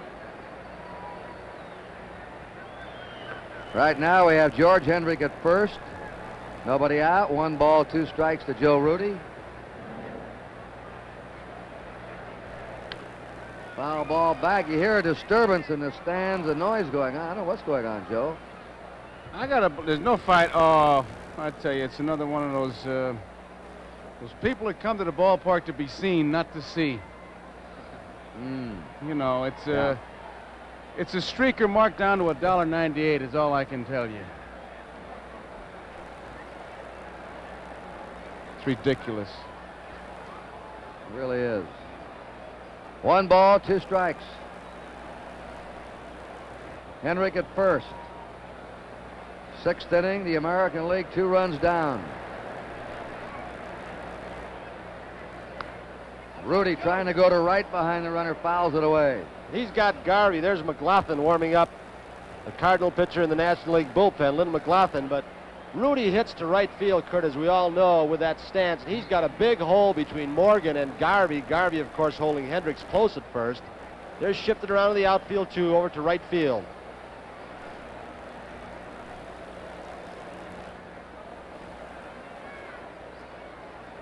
One ball, 2 strikes to Rudy. Here's a high fly ball to deep right. Reggie Smith on the warning track for the first out on the top of the 6th inning. Saturday, NBC at 2 o'clock Eastern Time will present the St. Louis Cardinals against the Cubs at Wrigley Field, the backup game Detroit at Cleveland. On NBC Sports, #1 in live coverage of major sports events all year round. Now young John Matlack, who many regard as perhaps the finest young left-hander in the major league today, faces Brooks Robinson, who's lined to left and popped up. Ball went to him. Watch Johnny Bench catch. Randy Hundley was really, of the modern era, the first one-handed catcher. Bench followed him. Matlack with an excellent move to first base. He picked Larry Bowa off twice in the midst of Bowa's streak. when he had, I believe, 18 consecutive bases. They have finally ushered out the sight distraction. Kurt, she's out of the ballpark, but remember a couple years ago that exotic dancer who was putting on an exhibition? It's just about the same thing, walking through the stands, and I mean through the aisles, just disrupting everything. I tell you the truth, that's ridiculous. Here's the 2-0 delivery. Foul back by Brooks Robinson. 2-1. Matlack with an excellent fastball. His ball really moves in the strike zone. It will tail away from right-handed hitters, and once in a while he can make it sail on the fist. He's got good control, keeps the ball down around the knees. 2-1 delivery. Foul ball again. 2-2 to Robinson.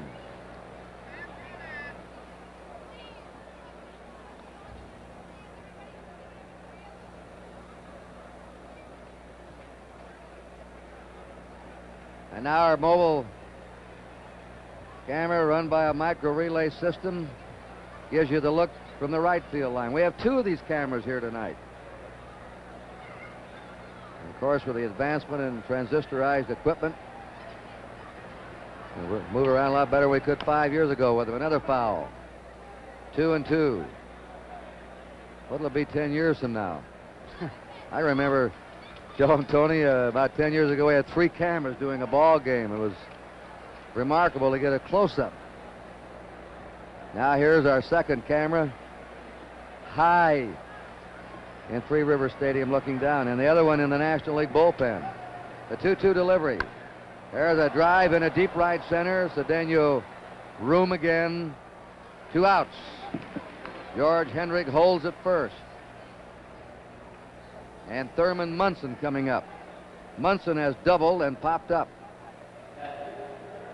So far, in my mind, Joe and Kurt, the defense of the National League has been about the standout thing in this ball game. Garvey has made a great play to save a run. Cedeno saved at least 1 run by that catch in right center field. So they've made about 4 good plays. And Joe Morgan made a good stab Right. on the hot smash off the bat of Yastrzemski.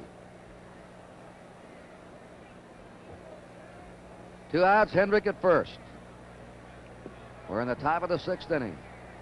Sent your way by NBC.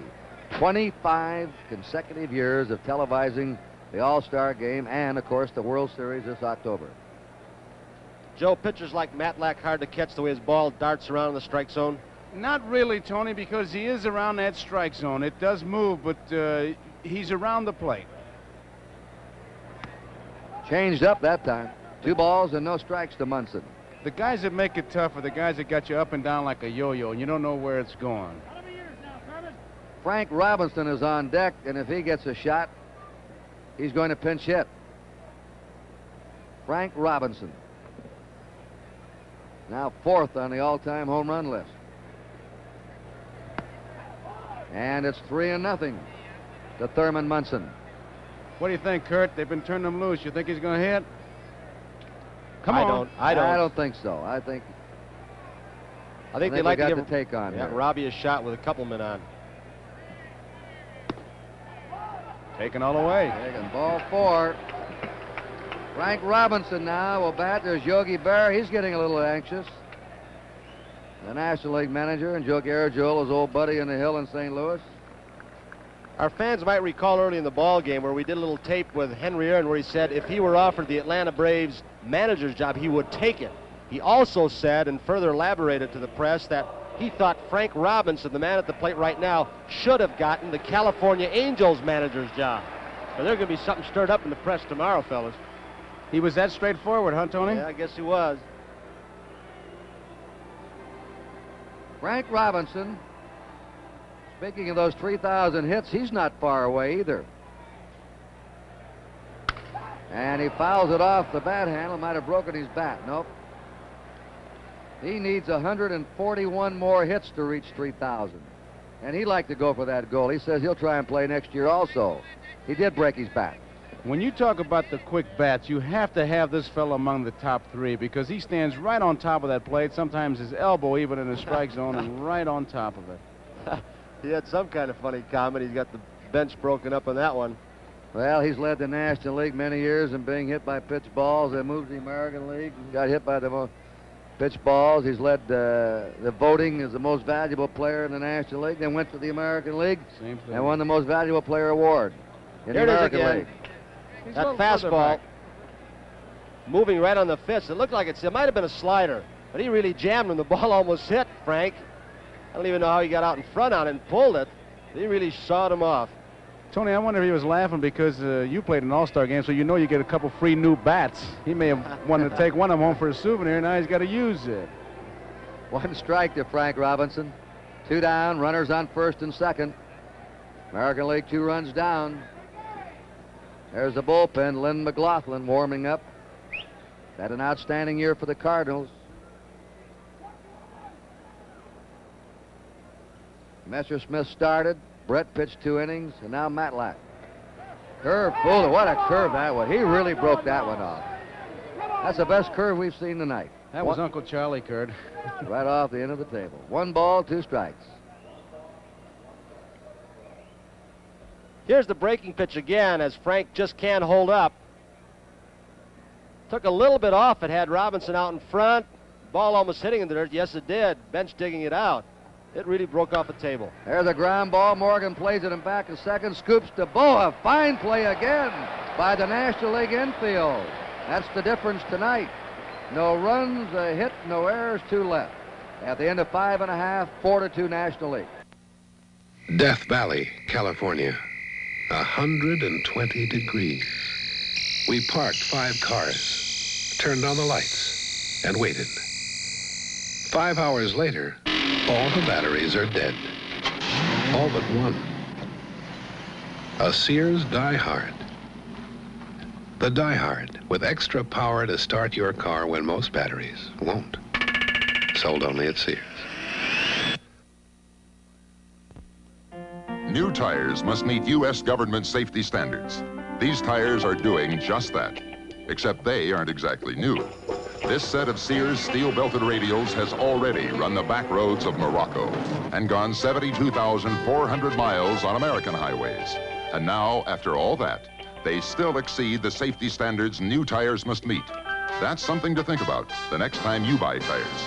The Sears steel-belted radial, only at Sears. Now a message paid for by the Pittsburgh Pirates.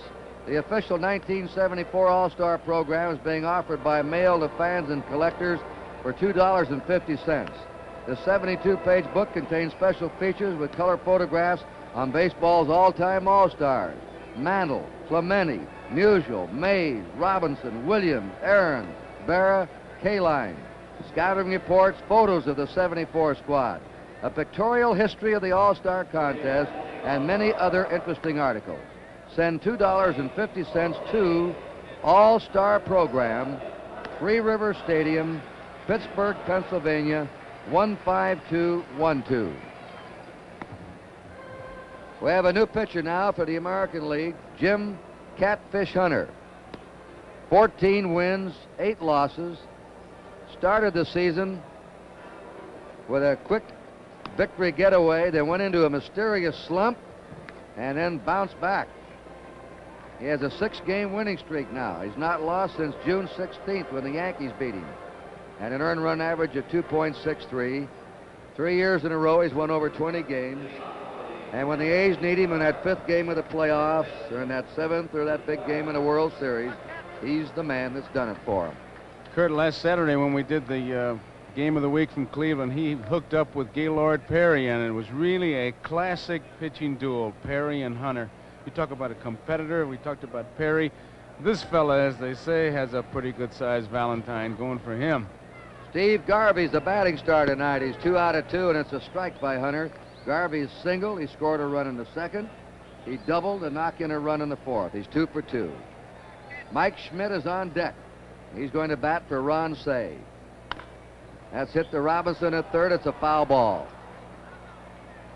The American League infield remains Robinson at 3rd, Campaneris at short, Rich at 2nd, Yastrzemski at 1st. The outfield is Rudy in left, Hendrick in center, Jackson in right. That's one of those bats, I believe. You saw it standing at home plate. The bat boy left it there all by itself. I think it's one of those with a hollowed-out tip where you've got a flat top. You know, the reason for that is Pee Wee Reese was explaining to me, it takes about a half ounce or an ounce weight out of the bat. You can't hit with the end of the bat. Right. And Hunter strikes out the first man. He faces Steve Garvey. Now Mike Schmidt, another right-in man in this game. You fans, his name wasn't on the list. You wrote his name down. And the young third baseman of the Phillies hitting .314, 19 homers, 67 RBI. And we're going to have another pinch hitter. Tony Perez is coming out on deck for the National League. Tony Perez. 4-2, National League ahead. As we always have a busy telecast in these games with players shuttling in and out and pinch hitters, defensive changes, pitcher changes. Ron Say had knocked in 2 runs. He's left the game. Hunter behind 3-0. You know, I asked Jim tonight, I said, there's Sparky Anderson, the third base coach. Hit or take, huh? I said, tell me the true story of that nickname, Catfish. Well, he said, you know who gave me that nickname? He said, Mr. Charles Finley. There's a strike. When he signed him, he said, Jim, I've got to have a nickname for you. When you're 6 years old, you're missing all day. Foul ball back. You went fishing. Nobody could find you. You came home at 6 o'clock with 2 catfish. Remember that story. Give it back to me, Don. When I was 6 years old, I went fishing. I came home with 2 catfish, and that's been his nickname ever since that his owner, Charlie Finley, gave him. Pretty good nickname, too. And he says, you know, when they introduce me around, they say, here's Jim Hunter, nobody knows me. But when they say Catfish Hunter, everybody knows me. Imagine that. If you don't go to big leagues, you don't get the nickname. Right. An interesting story. You know, he nearly blew his foot off in a hunting accident when he was a teenager. And yet, Charlie Finley went ahead with a bonus and sent him to the Mayo Clinic for some operations on his foot. He'd never played in the minor leagues. And the Catfish said, Mr. Finley, you know, you can have your money back. I'm a damaged piece of goods right now. I nearly blew my foot off. And he said, no, sir, I'm going to get you fixed up. I want your arm. And what a decision he made to back it all up. I wonder if he can fish. 3-2 pitch. Foul back. I know he can hunt. He's got 30-some hunting dogs. That could be an embarrassing question, couldn't it? Yeah. You mentioned Catfish Metkovich. Oh, yeah. Well, that was a true story. What did he stepped on one, didn't he? Stepped on one, got an infection. 3-2.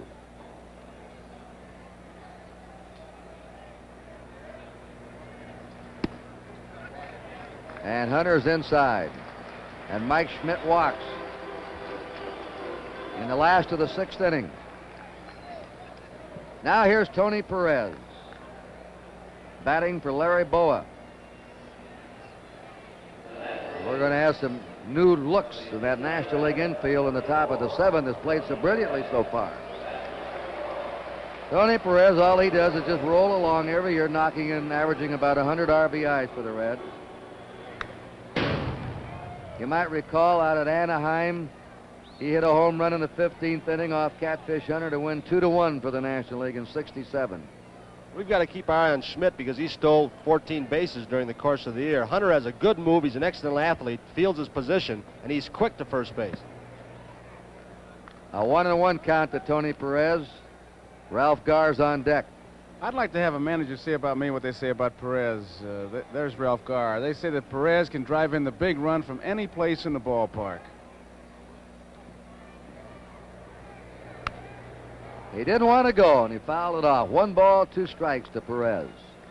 You joined us late. The National League scored a run in the 2nd. The American League came up with their 2 runs in the 3rd. They took the lead. National League bounced back in the 4th with 2 and added another one in the 5th, and it's 4-2 National League. That high hard one fooled Perez. 2 strikeouts for Catfish this inning. And Ralph Garr up. He has struck out and fouled out. Here's the time in the ball game I like to watch to see how pitchers, if they continue to work the same way. They've been getting Gar on hard stuff inside. They've been staying inside with him.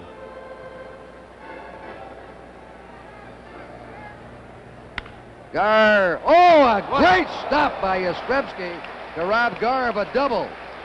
Yastrzemski makes the play of the game for the American League here in the last of the set. Yaz moving off the base with Schmidt, and that's a difficult play because his momentum was going towards second base after he moved off the bag after makes a nice dainty tag. He was blowing a bubble there as he did it. Took it so nonchalantly. So at the end of 6 innings, the National League 4, the American League 2. We asked Miss McDonald's class to show you our new Voyager, a special kind of wagon. With an electronic ignition system, a tighter turning diameter than its competition from Ford or Chevrolet, and power front disc brakes. It holds lots more than an ordinary station wagon. But the nicest thing about Voyager is it's a Plymouth, and that puts it in a very special class. On December 5th, 1973, at a rifle range outside Los Angeles, a high-powered .30 caliber rifle was fired at a distance of 40 yards to try and open this master padlock. The master lock model number 15 sustained considerable damage, but did not open. Repeat, did not open. Whatever your protection needs, there's a master lock ready to do the job. Stan Musial has hit more home runs, 6 in All-Star Game history, than any other player, but I bet the one that Stan the Man remembers best was at County Stadium in Milwaukee in 1955.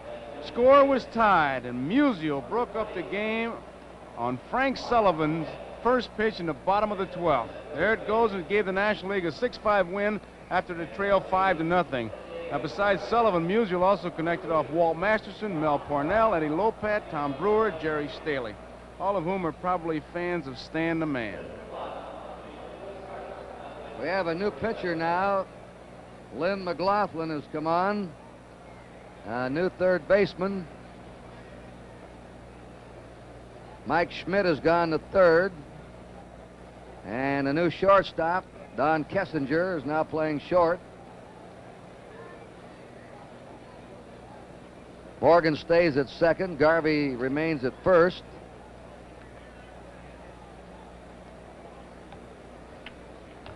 New left fielder, Johnny Grubb, San Diego Padres. Cedeno remains in center, and Reggie Smith stays in right. The National League figured that maybe their bench team was stronger than their starting team. How much depth they had through their squad. I think they've got more defense on their bench now in the ballgame, and also more speed than that starting lineup, and better throwing arms in the outfield. Lynn McLaughlin has won 12 and lost 6 for the Cardinals. He misses with the ball. He's facing Bobby Grich, who singled in his one time up. Grich, Campaneris, and Jackson, the top of the order for the American League in the 7th. They're trailing by 2. Ball 2 to Grich. McLaughlin, in his 7th pro season, began in the Red Sox organization in '68. That ball's hit the third baseman Schmidt. An easy play for him. 1 down.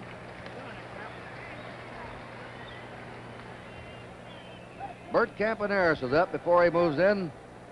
Next Monday night on NBC, we'll present the Yankees against the Red Sox at Boston. The backup game will be San Francisco at Houston.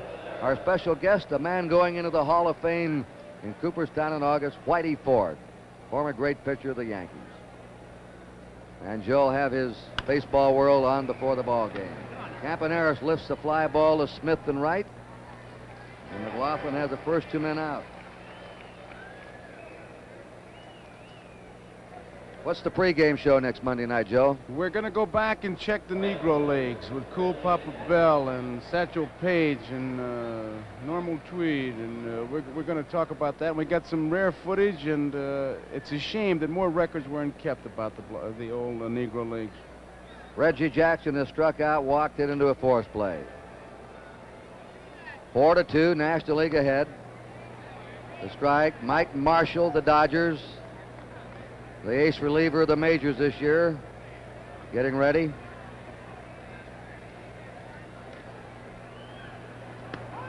That's a strike. Might add, Kurt, to save me some letter writing, that's what Satchel Paige calls them. They're not the black leagues. They're with the Negro leagues. That's right. There's a high foul out of play. I never will forget Satch's description. I asked him how fast was Cool Papa Bell. But when he went to bed, when he turned the light switch out, he was under the sheets before it was dark. Cool could run. Yastrzemski on deck. 2 out. The American League has not scored since the 3rd inning. Change up. Outside 2-2. McLaughlin suddenly arrived this year with the Cardinals, Tony. For those who have never seen McLaughlin pitch, he'll remind you a little of Bobby Gibson. He wants that ball, he wants the sign, he wants to charge that hitter, he throws strikes, he's got a good fastball. There it was. That was it. 3-2 now to Jackson. He was traded to St. Louis by Boston with John Curtis and Mike Garman for Reggie Cleveland, Diego Segui, and Terry Hughes last December. 2 down, nobody on, 3-2 to Jackson. He got him on a curveball. Jackson is caught looking.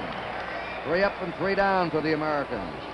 And with the 7th inning stretch coming up, it's still the Nationals 4 and the Americans 2. It's been pretty crazy out lately. With this shortage, that shortage. I'm going through a money shortage. I hear you. That's not funny. So when I'm hungry, I head for the old Golden Arches. Example, I get a hamburger, regular fries, and Coca-Cola for less than $1. Thanks. Today, getting mileage out of my money is important, and at McDonald's, I do. I believe it. Besides, I'm a nut about French fries. You deserve a break today at McDonald's. You may not be doing as much driving as you used to. Neither am I. But odd as it seems, the less you use your car, the more care it needs. Like tune-ups and oil changes with a premium quality motor oil to fight the deposits that can build up in an underused engine. You can't buy a better oil than Quaker State. Refined from 100% Pennsylvania-grade crude oil. You'll find it more places than ever, now that you need it more than ever.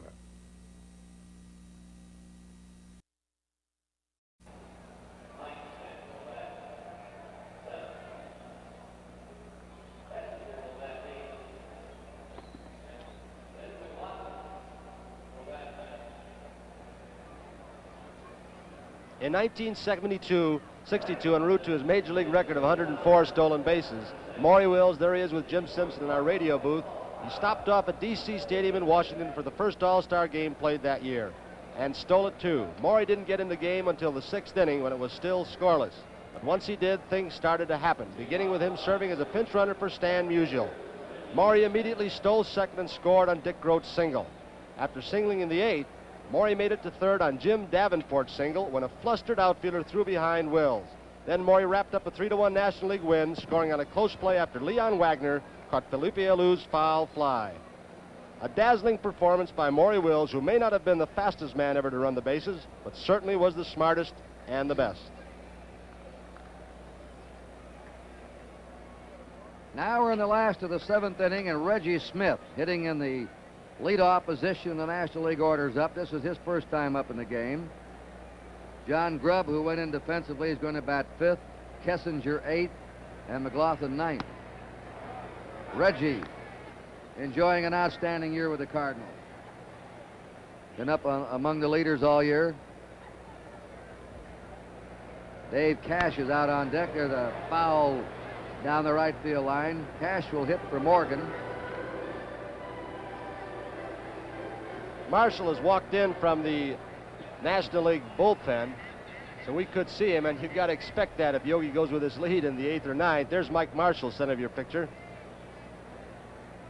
4-2, National League ahead. Change up. There goes the bat. Look out. The ball hit right on the top of the National League dugout as it slipped out of the hands of Reggie Smith and wrapped around the shoulder of that lady sitting there with her hand in front of her face. Want the bat, somebody said? Usher right there to see if she needs medical assistance, but she's saying, I'm all right. She's nice not smile. leave. She's not going to leave this game. Yes, sir. Well, it turned out well. It turned out well. Reggie over at the dugout now looking over the top, waving to her, asking if she's all right, pointing to her. They have a souvenir of the All-Star game. He let him keep the bat. And they give Reggie a hand, and also a hand that no one was injured behind the National League dugout. Smith is third in the National League in batting with a .321 average. Jim Hunter working his second inning. There's a long drive. Going, and gone. Jackson didn't even move in right field. He just looked up. That ball was really tagged by Reggie Smith. The first homer of the game.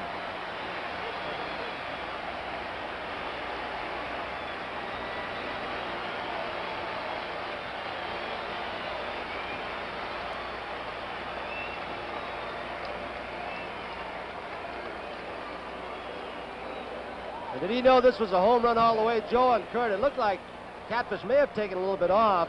Belled high. Oh, he knows it. He wants to just see how far. He should have bought a ticket, Tony. All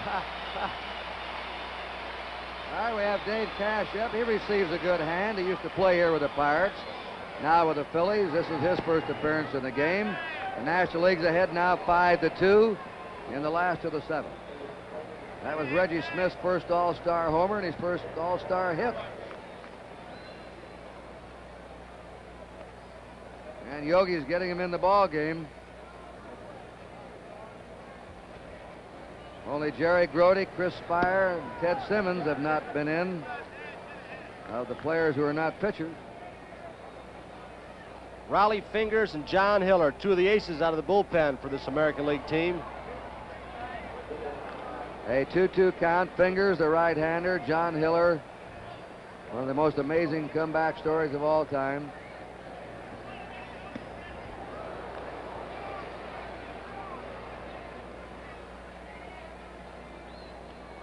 There's Reggie, who just blasted that long home run to right field. 3-2 count to Dave Cash. Foul back. Gaylord Perry started. Pitched 3 innings, 3 hits and a run. Tiant pitched 2 innings, gave up 4 hits and 3 runs. Hunter now has pitched an inning, given up 1 hit and 1 run. Fly ball out to center fielder George Hendrick. 1 away in the last of the 7th inning. Cesar Cedeno is the next batter. Sellout crowd of over 50,000 tonight. It rained most of the day here in Pittsburgh. And this game is being televised in Pittsburgh. Cedeno, you might notice in his batting stance as we look in from our center field camera, holds his hands extremely high and wiggles that bat around the top of his head at times. But does he have a cut? He replaced Aaron. Aaron flied out to deep left and grounded out before leaving the game. Cedeno flied to center in his one-time up. I think he's swinging a little bit harder than the past, going more for power than average, and that shows in those stats. Well, 299 is not bad. He's also using a power bat, Tony. That handle is very thin, but look at the thickness of that barrel. It's a big barrel, very thin handle. 1 out, nobody on. Hunter tries to curve him. 2-1. And things are getting a little more desperate for the American League now.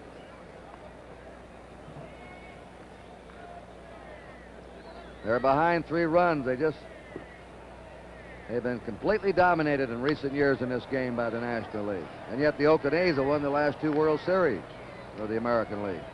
Cedeno, one of the toughest hitters in the National League to fool. He always has a good cut. You can throw him a breaking ball outside and he's got that great power to the opposite field, or you can bust him inside and he can pull the ball. Tough to play. 3-2 count to Cedeno. 5-2, the National League ahead. In the 8th inning, Yastrzemski, Hendrick, and Rudy are due up for the American League. Struck him out. 2 down. Had him reaching for the high pitch. Johnny Bench has gone all the way tonight for the National League. He has struck out, singled, and walked. He scored a run. It's kind Kind of interesting, too, Kurt, because he's got 3 catchers, and looked like he wanted 3 catchers because he wanted to use all his catchers. They must like the way Johnny's handling those pitchers. Must. Got the lead. The strike. 2 out, bases empty. John Grubb on deck, fine young hitter of the San Diego Padres. A natural smooth swing. 1 ball, 1 strike.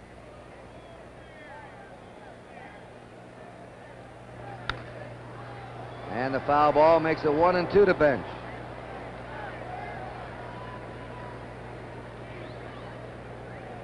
Sparky Anderson. This is his man at the plate, Johnny Bench. He makes no bones about it. 1 ball, 2 strikes. That's Hunter's slider that just missed. 2-2.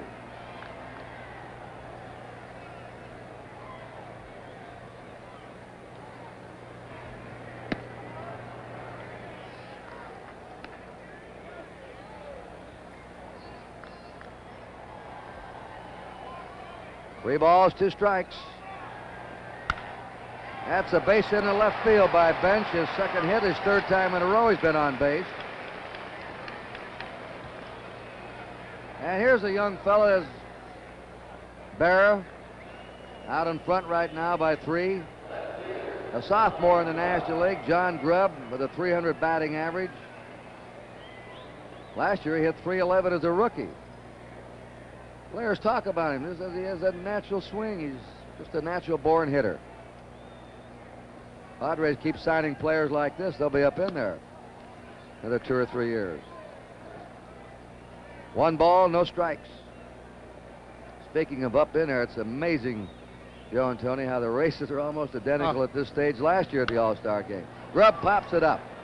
Campaneris waiting. And the side's retired. 1 run for the National League, 2 hits, they left 1. We've gone 7 innings, and it's 5-2 National League. Now, Tom and Bob had a heavy mission taking me and Mary Jean and her big sister fishing in a Plymouth Gold Duster. Now, these vinyl seats got a leather-like feel. It's a nice soft carpet to rest your creel. White walls, wheel covers, and some special trim. This vinyl roof's the part that's best. No extra charge when you buy all the rest, and you're going to get miles and miles from a gallon of gas. Gold Duster, one of 8 great small car buys from Plymouth.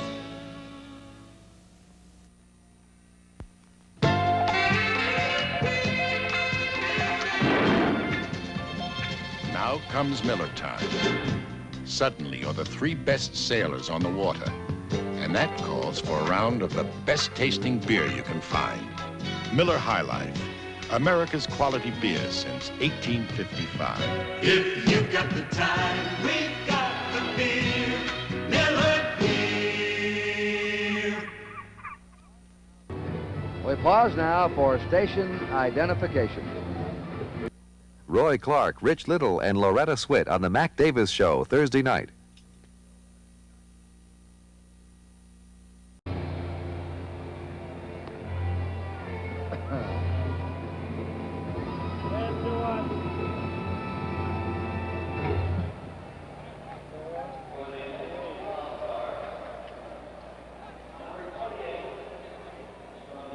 Carl Yastrzemski will lead off.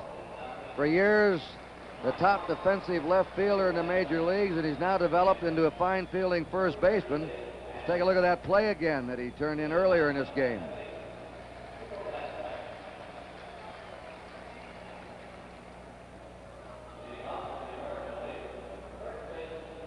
That was Mike Schmidt on first base. Yaz was holding him on, and he stole a base hit, a possible double. Schmidt might have scored on the ball hit down that line.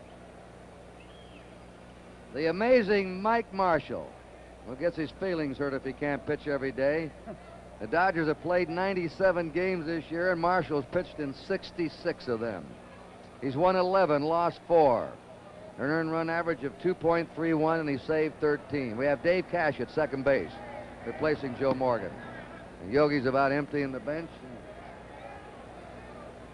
getting everybody in. Carl was robbed of a base hit his first time up by Morgan. Marshall slows up on him. That's a screwball, and I think Yastrzemski's going to be surprised if he throws him anymore, because he throws three different kinds. One that breaks straight down, one right, and one left. I've never seen anything like it, Joe. Have you? No way. The thing that was interesting to me, Tony, is watching Bench give the signals. 3 was the signal for the screwball, and he just kind of hung the first one. It was outside. Then he came back with 3, and he really snapped one off. He not only changed the speed and the break, but he delivery. He nearly had him struck out. That was the screwball again, one of the 3. And you can see Yastrzemski was completely baffled by that. All he could do was hold up when he swing. That's the one that looks like a curveball, but it's a screwball. I don't know how he gets his arm into that kind of position to throw it to break into a left-handed hitter. 2-2 count to Yastrzemski. Beats it foul. Marshall, at this pace that he's going this year, will pitch in 110 games when it's all over.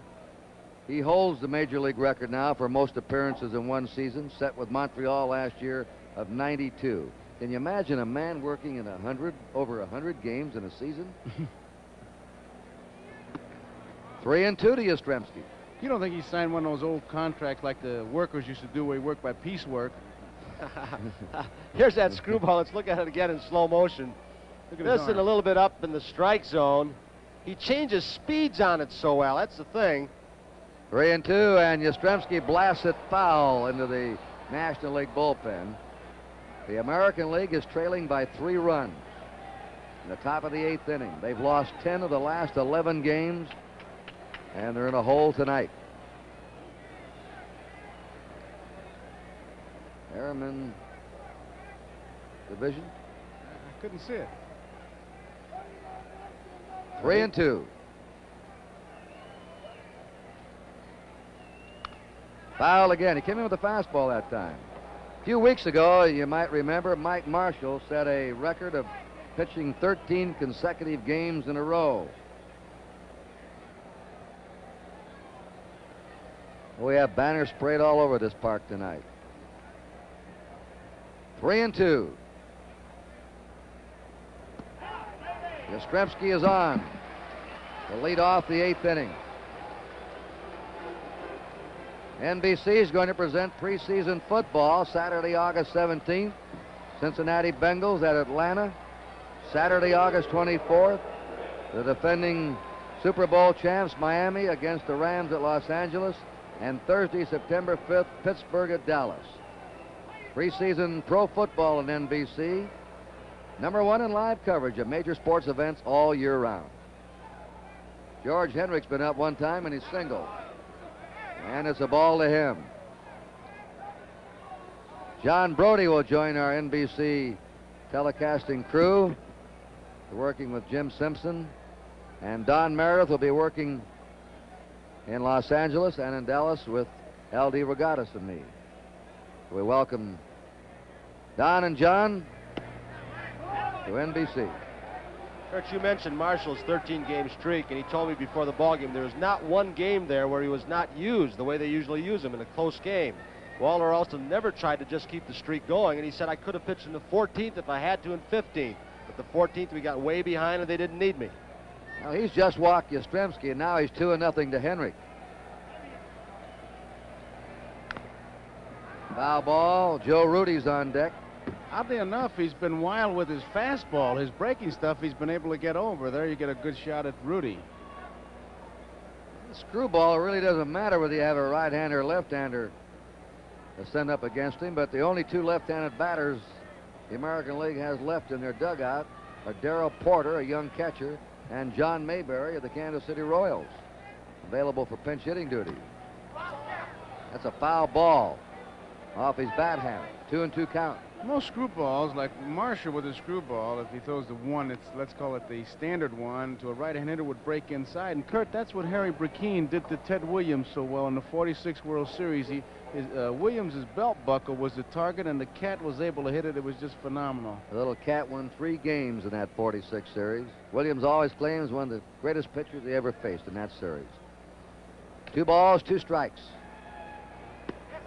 3-2 to George Hendrick. Remember, the American League's trailing by 3. Now a little uneasiness abounds around the ballpark. They're wondering if Marshall's going to walk another man. Should be. If he walks him, you've got that tying run at home plate in the person of Joe Rudy. Yastrzemski at first. Don't think he'll be gone. No, I got to go Three- along with you. 3 down. You strike him out and throw him out if he goes. How back. Right-handed pinch hitters. The American League has young Dave Chalk of the Angels left, Don Money of the Brewers, Cookie Rojas of the Royals, and Sundberg, the young catcher of the Rangers. Well, I wonder who's going to win the most valuable player award here in this All-Star game tonight. That's right. 3-2 delivery. He reached for a bad pitch, taps it to the box, the throw to second. In time there. Kessinger covered. That was ball 4 to Hendrick. It appeared from up here. On this AstroTurf for artificial surface, the ball almost bounces over the head of Marshall. He just gets into the top of his webbing after he misjudged it slightly. He started going back. Now he leads his shortstop. Kessinger, as Cash backs up the play, and that's something that can get confusing when you don't play together too often, and these two have never played together. But it was a good throw by Marshall. He led Kessinger perfectly into that bag. Joe Rudy's been up once, and he flied out to deep right. 1 out for the American League. The outs, the innings are running out for them. They're trailing 5-2 in the top of the 8th. This Rudy is really the last of the tiptoe hitters. Watch his front foot.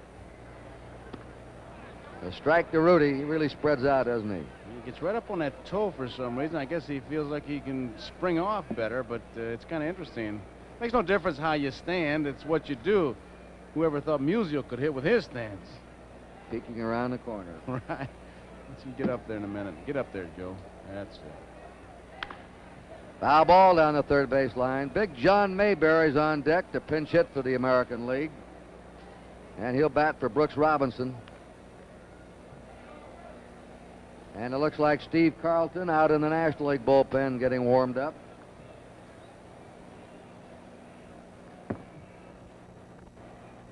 Nice guy to face in the late innings. Oh. 0-2, Mike Marshall.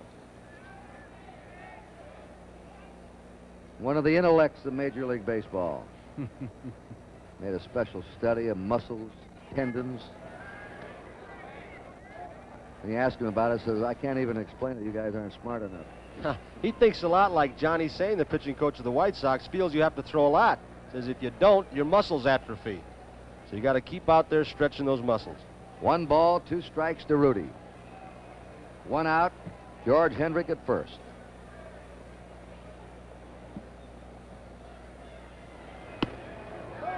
Fastball's high and away. It's 2-2. The American League's had only 1 hit since the 3rd inning.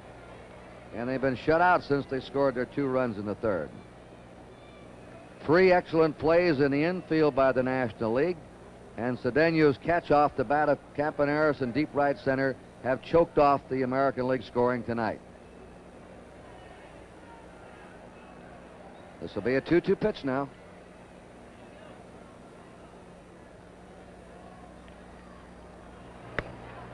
Struck him out on a fastball. 2 down for the American League. Gives you this, gives you that, comes in, back again. Interesting enough, though, that when he gets in a jam, he goes to his fastball. He gives you all that kinesiology business about the muscles and the screwball and the curveball, but when he gets in trouble, he jumps right on that express. John Mayberry, batting .260 for Kansas City, 19 homers, 53 runs batted in. Been hampered in recent weeks by a severe hamstring pull.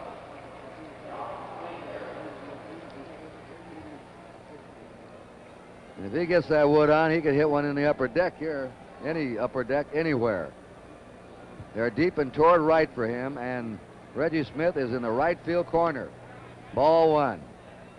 Brings to mind that great Paul Richards line. Hit a home run in any park in America, including Yellowstone. Yeah, Jack Anderson, the superintendent of Yellowstone Park, always liked that one. 1 ball, no strikes. Ooh. He was trying. 1-1. We pause briefly for station identification. This is the NBC television network.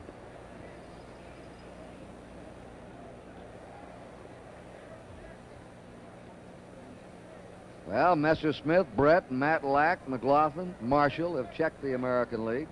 Dave Cash playing short right field. Kessinger looks like the roamer of Kissinger. That was either one of his breaking pitches or screwball. There's Cash out in shallow right.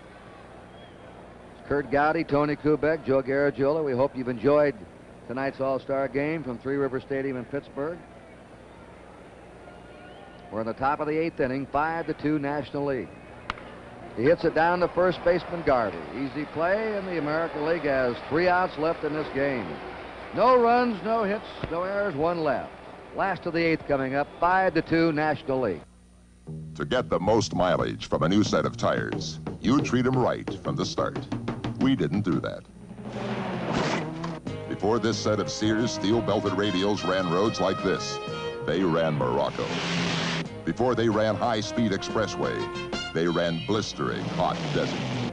Before the rain-slick highway and stop-and-go traffic, roads with guts of pure granite. Over 1,000 miles on some of the toughest road in the world. We punished them the way you never would. Then we put the same set of tires on the highway to see what they had left. Thanks to a combination of radial design and 2 tough steel belts, they're still going strong. 72,400 miles later. The Sears steel-belted radial. It can take a lot and still go a long, long way. Radial design. 2 steel belts. The Sears steel-belted radial. Only at Sears. Well, there's my man Yogi Berra, and I just had to ask him about his feelings of being a manager in the All-Star game. Did he ever think it was possible?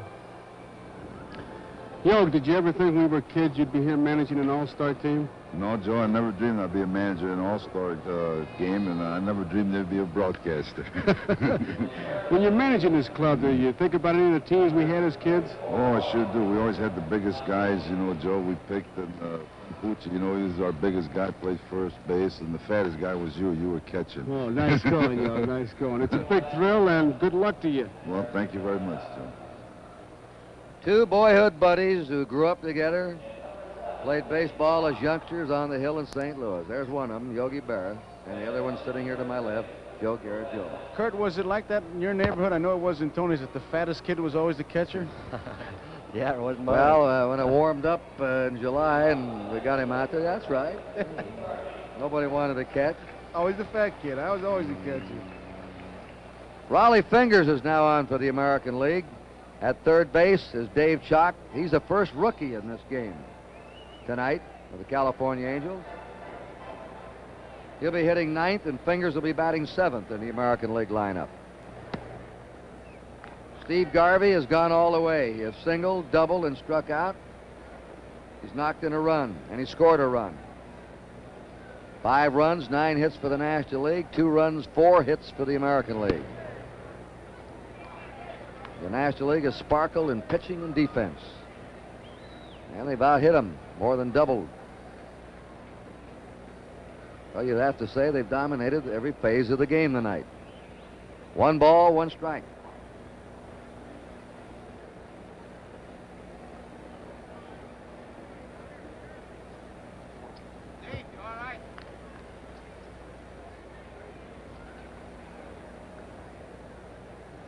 Mike Schmidt on deck. Fingers, one of the better relief pitchers in baseball.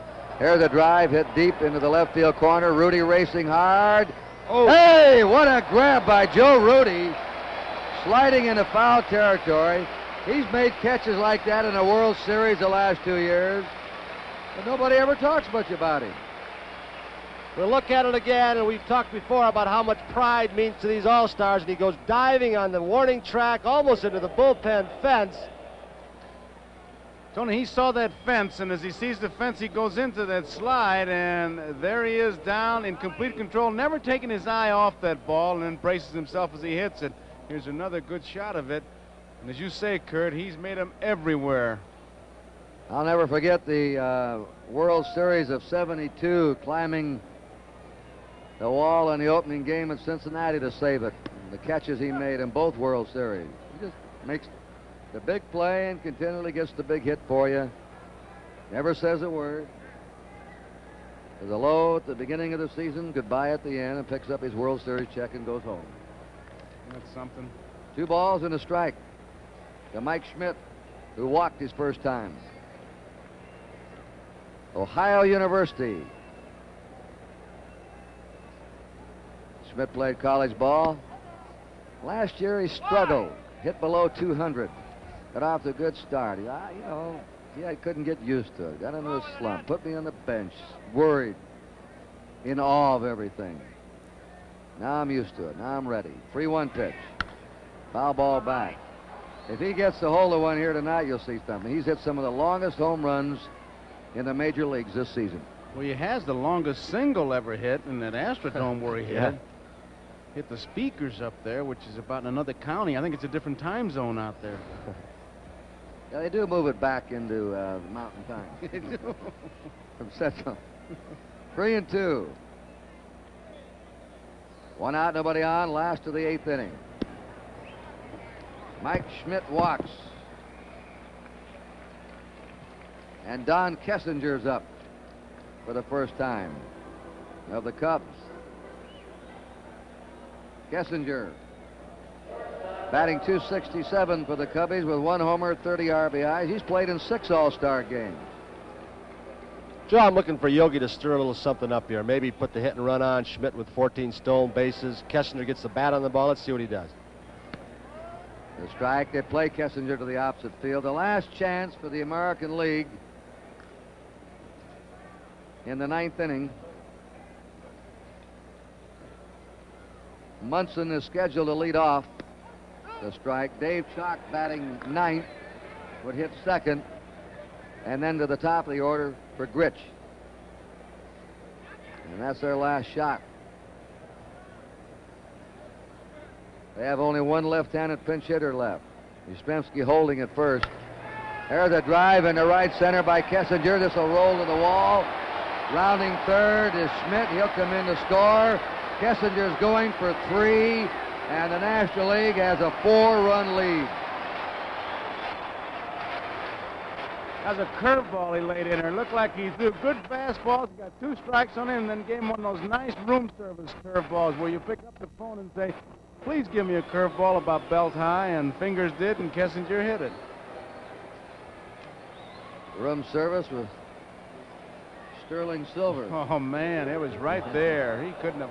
It was just perfect for him to hit, and he plugged the gap. 6-2 now, National League. Take it, Tony. Here's a 2-strike pitch, and they were playing defensively for a breaking ball, a little bit unusual. They were playing for Kessinger to hit late. He threw it inside. He pulled the string, a pitch you would expect him to pull. He did. Well, Dick, what are you thinking about? Dick Williams, the American League manager. Mike Marshall batting for himself. Ball goes back to the backstop, and in to score is Kessinger. And it's now 7-2, National League. Joe, I got to wonder what that last pitch was, the way it took off. Munson, who has the good hands, a good defensive catcher, doesn't miss pitches like that too often, unless there may have been something on it that made it really sail. And there's our microwave powered unit in the National League dugout. Kessinger's happy after a triple and scoring. Marshall loops it into right field. Jackson over. Great grab by Reggie Jackson. He's a complete player. Run, throw, hit, field. Well, we've seen a diving play by Rudy, and now Reggie Jackson. We've seen a near collision around second base with Morgan. And who says the All-Star teams aren't out there hustling? They want to win. They're not holding back. They've got too much pride. From the other angle, a sliding stab by Reggie Jackson. 2 down, nobody on. Reggie Smith up now, and that's to the backstop. That's a similar kind of play on this same infield that Darrell Cheney of the Reds, when he hit one of those seams on this artificial surface, tore the skin on his hand off. Kessinger scored on that wild pitch ruled by the 3 official scorers. 2 balls, no strikes to Reggie Smith, who hit a homer in the 7th inning, the only homer of the game. You mentioned those official scorers, Kurt. He fouls this one off. Joe Heiling of the Houston Post, Charles Feeney of the Pittsburgh Post-Gazette, and Luke Kay of McKeesport Daily News. Jack Herman of the St. Louis Globe was supposed to be here, but I understand he has some illness in the family, so he's replaced by Heiling. They score by committee. Well, they do. They get together and talk it over on a controversial call. 2 balls and 2 strikes to Smith. Sal Bando is scheduled to be with the American League tonight. He had an injured ankle, and Ed Herman, another player who couldn't make it because of an injury. 3-2. Raleigh Fingers has given up 2 runs in this inning. The American League has used Perry, Tiant, Hunter, and Fingers, just 4 pitchers. There's a high fly ball to right field, but Jackson has plenty of room. 2 runs for the National League on 1 hit. There was a wild pitch, nobody left. We're going to the top of the 9th at 7-2 National League. People across the country are recommending the Gillette Track 2 razor to their friends. So I told him, well, look, Dad, this Track 2 works great. I tell the customers that a Track 2 gives you the most fantastic shave you've ever had. There are 2 blades set close together. The first blade cuts your whisker, and before it has a chance to snap back, the second blade cuts it. It's a lot closer shave than I was getting with a single blade. I turned my whole family into Track 2 people. The Gillette Track 2 shaving system, the closest thing to a perfect shave. This is Don Rickles. Give me the president of Right Guard. Hello. You the underarm biggie? Listen. Quit making your Right Guard antiperspirant with this super dry anti-stain formula.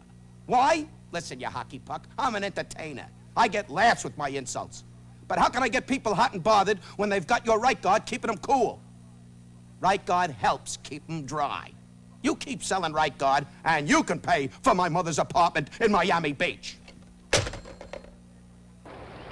Here's a message from Major League Baseball, cooperating with the Federal Energy Office in a voluntary energy conservation program. This country's facing an energy shortage. We know baseball's loyal fans want to conserve electricity and gasoline in every way they can. So turn down that air conditioner. Turn off all unnecessary lights and appliances. Baseball thanks you for your conservation efforts. This message from the Office of Energy Conservation, Federal Energy Office, furnished to the public service by Major League Baseball. Jerry Grody now has replaced Johnny Bench. Behind the plate, it's Marshall and Grody, the National League battery. Thurman Munson has caught the entire game for the American League. He's leading off in the 9th.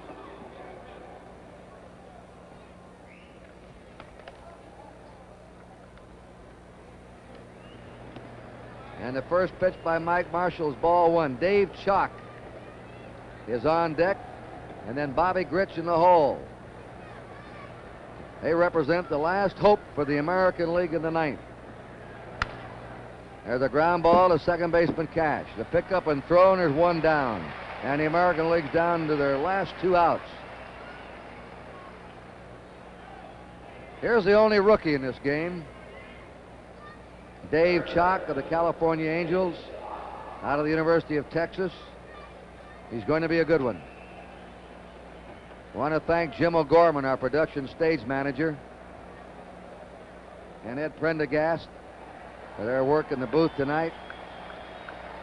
Our field coordinator, Hugh McDermott, and our statistician, Alan Roth.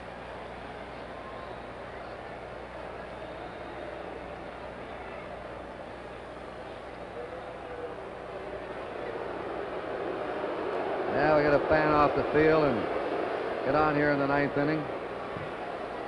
7-2 National League.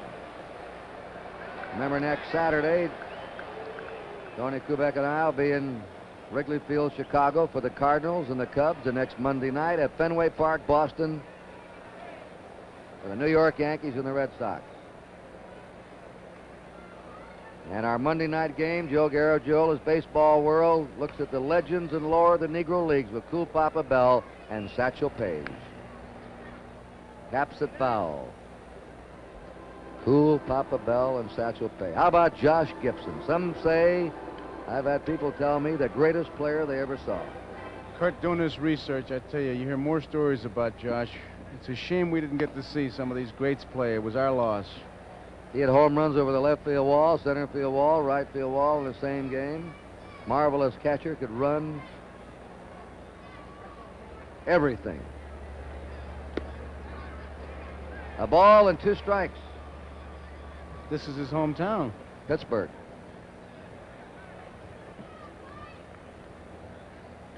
What was that? Homestead Grays? Homestead Grays, that's right. 1 ball, 2 strikes, 1 out here in the 9th inning. The National League ahead by 5.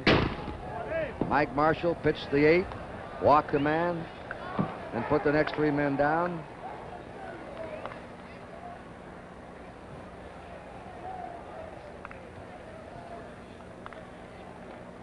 Bobby Grich on deck.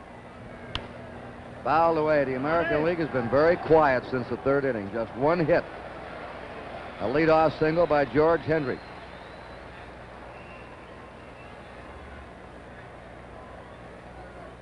Check that, 2 hits. Grich had a single in the 5th. They've had 3 singles and a double tonight off National League pitching. And Chuck strikes out. 1 out left now for the American League. And Bobby Grich is up. He is singled and grounded out. Nothing happens to change this picture. A special committee, instead of writers and broadcasters and waiting for a long discussion, Steve Garvey has been selected as the most valuable player in this game. The first baseman. He's gone all the way for the for the National League tonight. Here it is, right to Garvey, the most valuable player. He's got the ball. 3 up and 3 down. The National League has won its 11th game of the last 12. Their 3rd win in a row. The winning pitcher was Ken Brett. The losing pitcher was Louis Tiant. We're going to see Steve Garvey receive the MVP trophy of tonight's game. So we'll be back. The final score. The National League, 7 runs, 10 hits, 1 error. The American League, 2 runs, 4 hits. Freedom. Financial freedom. Freedom to live the way you want. Freedom to educate your children the way you want. Freedom to retire the way you want. Financial freedom. It doesn't come easy. But you don't have to go it alone. Merrill Lynch wants to help you fight for it. Merrill Lynch wants to help you fight for your financial freedom. By reaching out to see things differently, man's genius is now helping to free him from his earthly home. Another result of that reaching out, the amazing electronic devices like this one, designed for quasar color TV. It's part of our continuing improvement in 100% solid-state design, where solid-state devices contribute to your confidence in the set you buy. Reach out for Quasar. Where are we going? What camera, here? Yeah. All right, with me on the field, Baseball Commissioner Bowie Kuhn, the man who won the MVP trophy for this All-Star game of 1974, Steve Garvey. Mr. Commissioner, you have the honor. This trophy is emblematic of the most valuable player in the 1974 All-Star game, the 45th All-Star game. It goes to Steve Garvey for outstanding offensive and defensive play in this game. You clearly earned it, and on behalf of professional baseball, I congratulate you. And by golly, the fans certainly were smart when they wrote you in and made you the first baseman on this team. Thank you very much, Mr. Kuhn. That is something, a write-in candidate. You weren't even expected to show up for the ball game. You were so sick for a while, Steve, and here you played the entire thing. You take a hit away from Yastrzemski in the 5th, save a couple runs, a possible rally, and that's quite a tribute to this man right here for playing that entire ball game, Commissioner. I'd say so. I repeat, it makes the fans look like the most sagacious people around. That's what we think they are. Steve, one final comment? Yes, Tony, I just can't express in words itself the thanks to all the people across the country that got me here. And I think this is my way of repaying them, because this isn't my trophy tonight, it's theirs, I think. Steve Garvey, my thanks. Commissioner Bowie Kuhn, thank you. Your system with the cards and the punch-outs and the write-in has proved that it works. Thank you so much. Let's go back upstairs. Again, the final score, the National League 7, the American League 2. In a moment, we'll continue to review the action of tonight's game.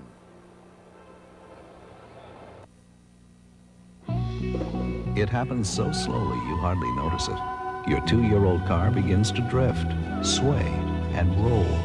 And it's like driving at sea.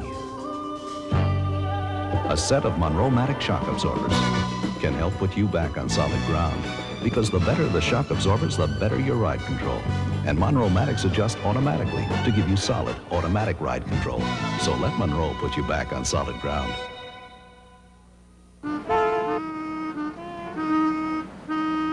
Don't tell me you told me.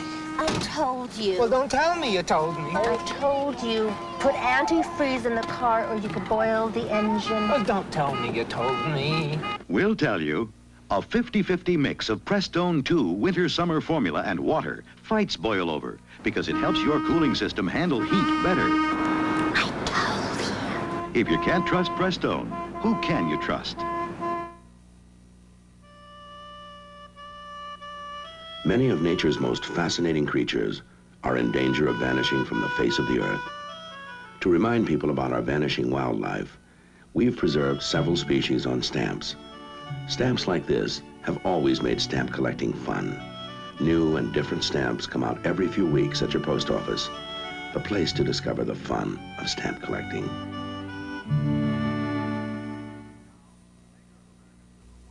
Now, from the maker of America's #1 selling compact cars comes a new small car. Valiant Brougham. Economically small for good gas mileage, yet luxurious. With elegant features like richly textured crushed velour seats, deep shag carpeting. Elegantly appointed in the style of a fine European sedan at an American compact price. Valiant Brougham, one of 8 great small car buys from Plymouth. Well, the least effective pitcher tonight, although he was good, Andy Messersmith, the starter for the National League. Brett, Matlock, McLaughlin, and Marshall were brilliant. And the National League just had airtight fielding, Joe Garagiola. I think that was the whole key to it. I thought we might see a little bit more base running. And the other thing that might point out as far as the National League is concerned, Kurt, we saw some players who were in the thick of that pennant race really do things that they do and we take for granted. Morgan in his fielding, for example. I thought that was significant. The defensive plays especially. And there was one key play of the game, although it wasn't a close game. It might have been in the 5th inning, when Grit was on with a single and Cedeno robbed Campaneris of extra bases. Just simply outran that ball. We saw some fine plays here, and I would like to harken back to Garvey of becoming the most valuable player. As Tony pointed out, he was sick, he was puffy, but what a story that is, that in spring training as a youngster, he would ride on the bus because his daddy drove the bus in Tampa, Florida, and he'd get around these ball players, and here he is, the best of the All-Stars. And I think we should give the fans credit for taking the effort to write his name in a ballot. That's a little effort. That's right. You go by computers, you make them up so early. In fact, Aparicio was even on the ballot this year, but you can't get the good baseball fan. He knows what he's doing, and he showed it by writing in the Garveys and the Schmidts. Has to be discouraging now to the American League. They've now lost 11 of the last 12. It is. Let's go down to Tony Kubek now for his final wrap-up. All right, Kurt and Joe, I think the thing we've got to do also is throw some bouquets in the direction of the American League. When you see a Reggie Jackson and a Joe Rudy late in the ball game, down 3 runs, diving on dirt tracks, on cinder tracks, coming up with diving catches, you got to believe what all these players believe in this ball game tonight. It's a matter of personal pride, win or lose. They're out there to do their best for their clubs and their leagues, and we saw it in the ball game tonight. Back upstairs. You know, we're just about where we were at this stage last year, Joe. Wild scramble, American League East, National League East. Cincinnati now about the same spot as they were last year with the Dodgers and the Oakland A's out in front in the Western Division of the American League. Everything's getting tight. It's getting tough to breathe. As Pete Rose says, the big red machine's coming, and you talk to the Pirates, they're coming. Everybody's moving. It's going to be an interesting last part of the season, and we hope you're going to be with us on NBC Saturday afternoons and Monday nights. On behalf of Joe Garagiola, Tony Kubek, Kurt Gowdy, thanking you for looking in. The 1974 All-Star Game has been brought to you by the Gillette Track 2 shaving system. It's the closest thing to a perfect shave. By Sears Tire and Auto Centers for die-hard batteries, Steady Rider shock absorbers, and Sears steel-belted radial tires.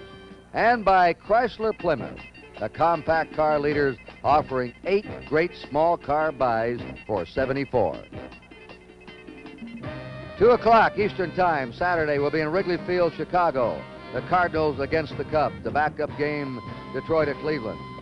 And next Monday night from Fenway Park, Boston, with special guest Hall of Famer Whitey Ford, the New York Yankees have been red hot lately against the division-leading Boston Red Sox. Backup game, San Francisco at Houston. It all starts 8 o'clock Eastern Time, and all right here on NBC. The Jesse James and Cole Younger gangs team up for their great raid when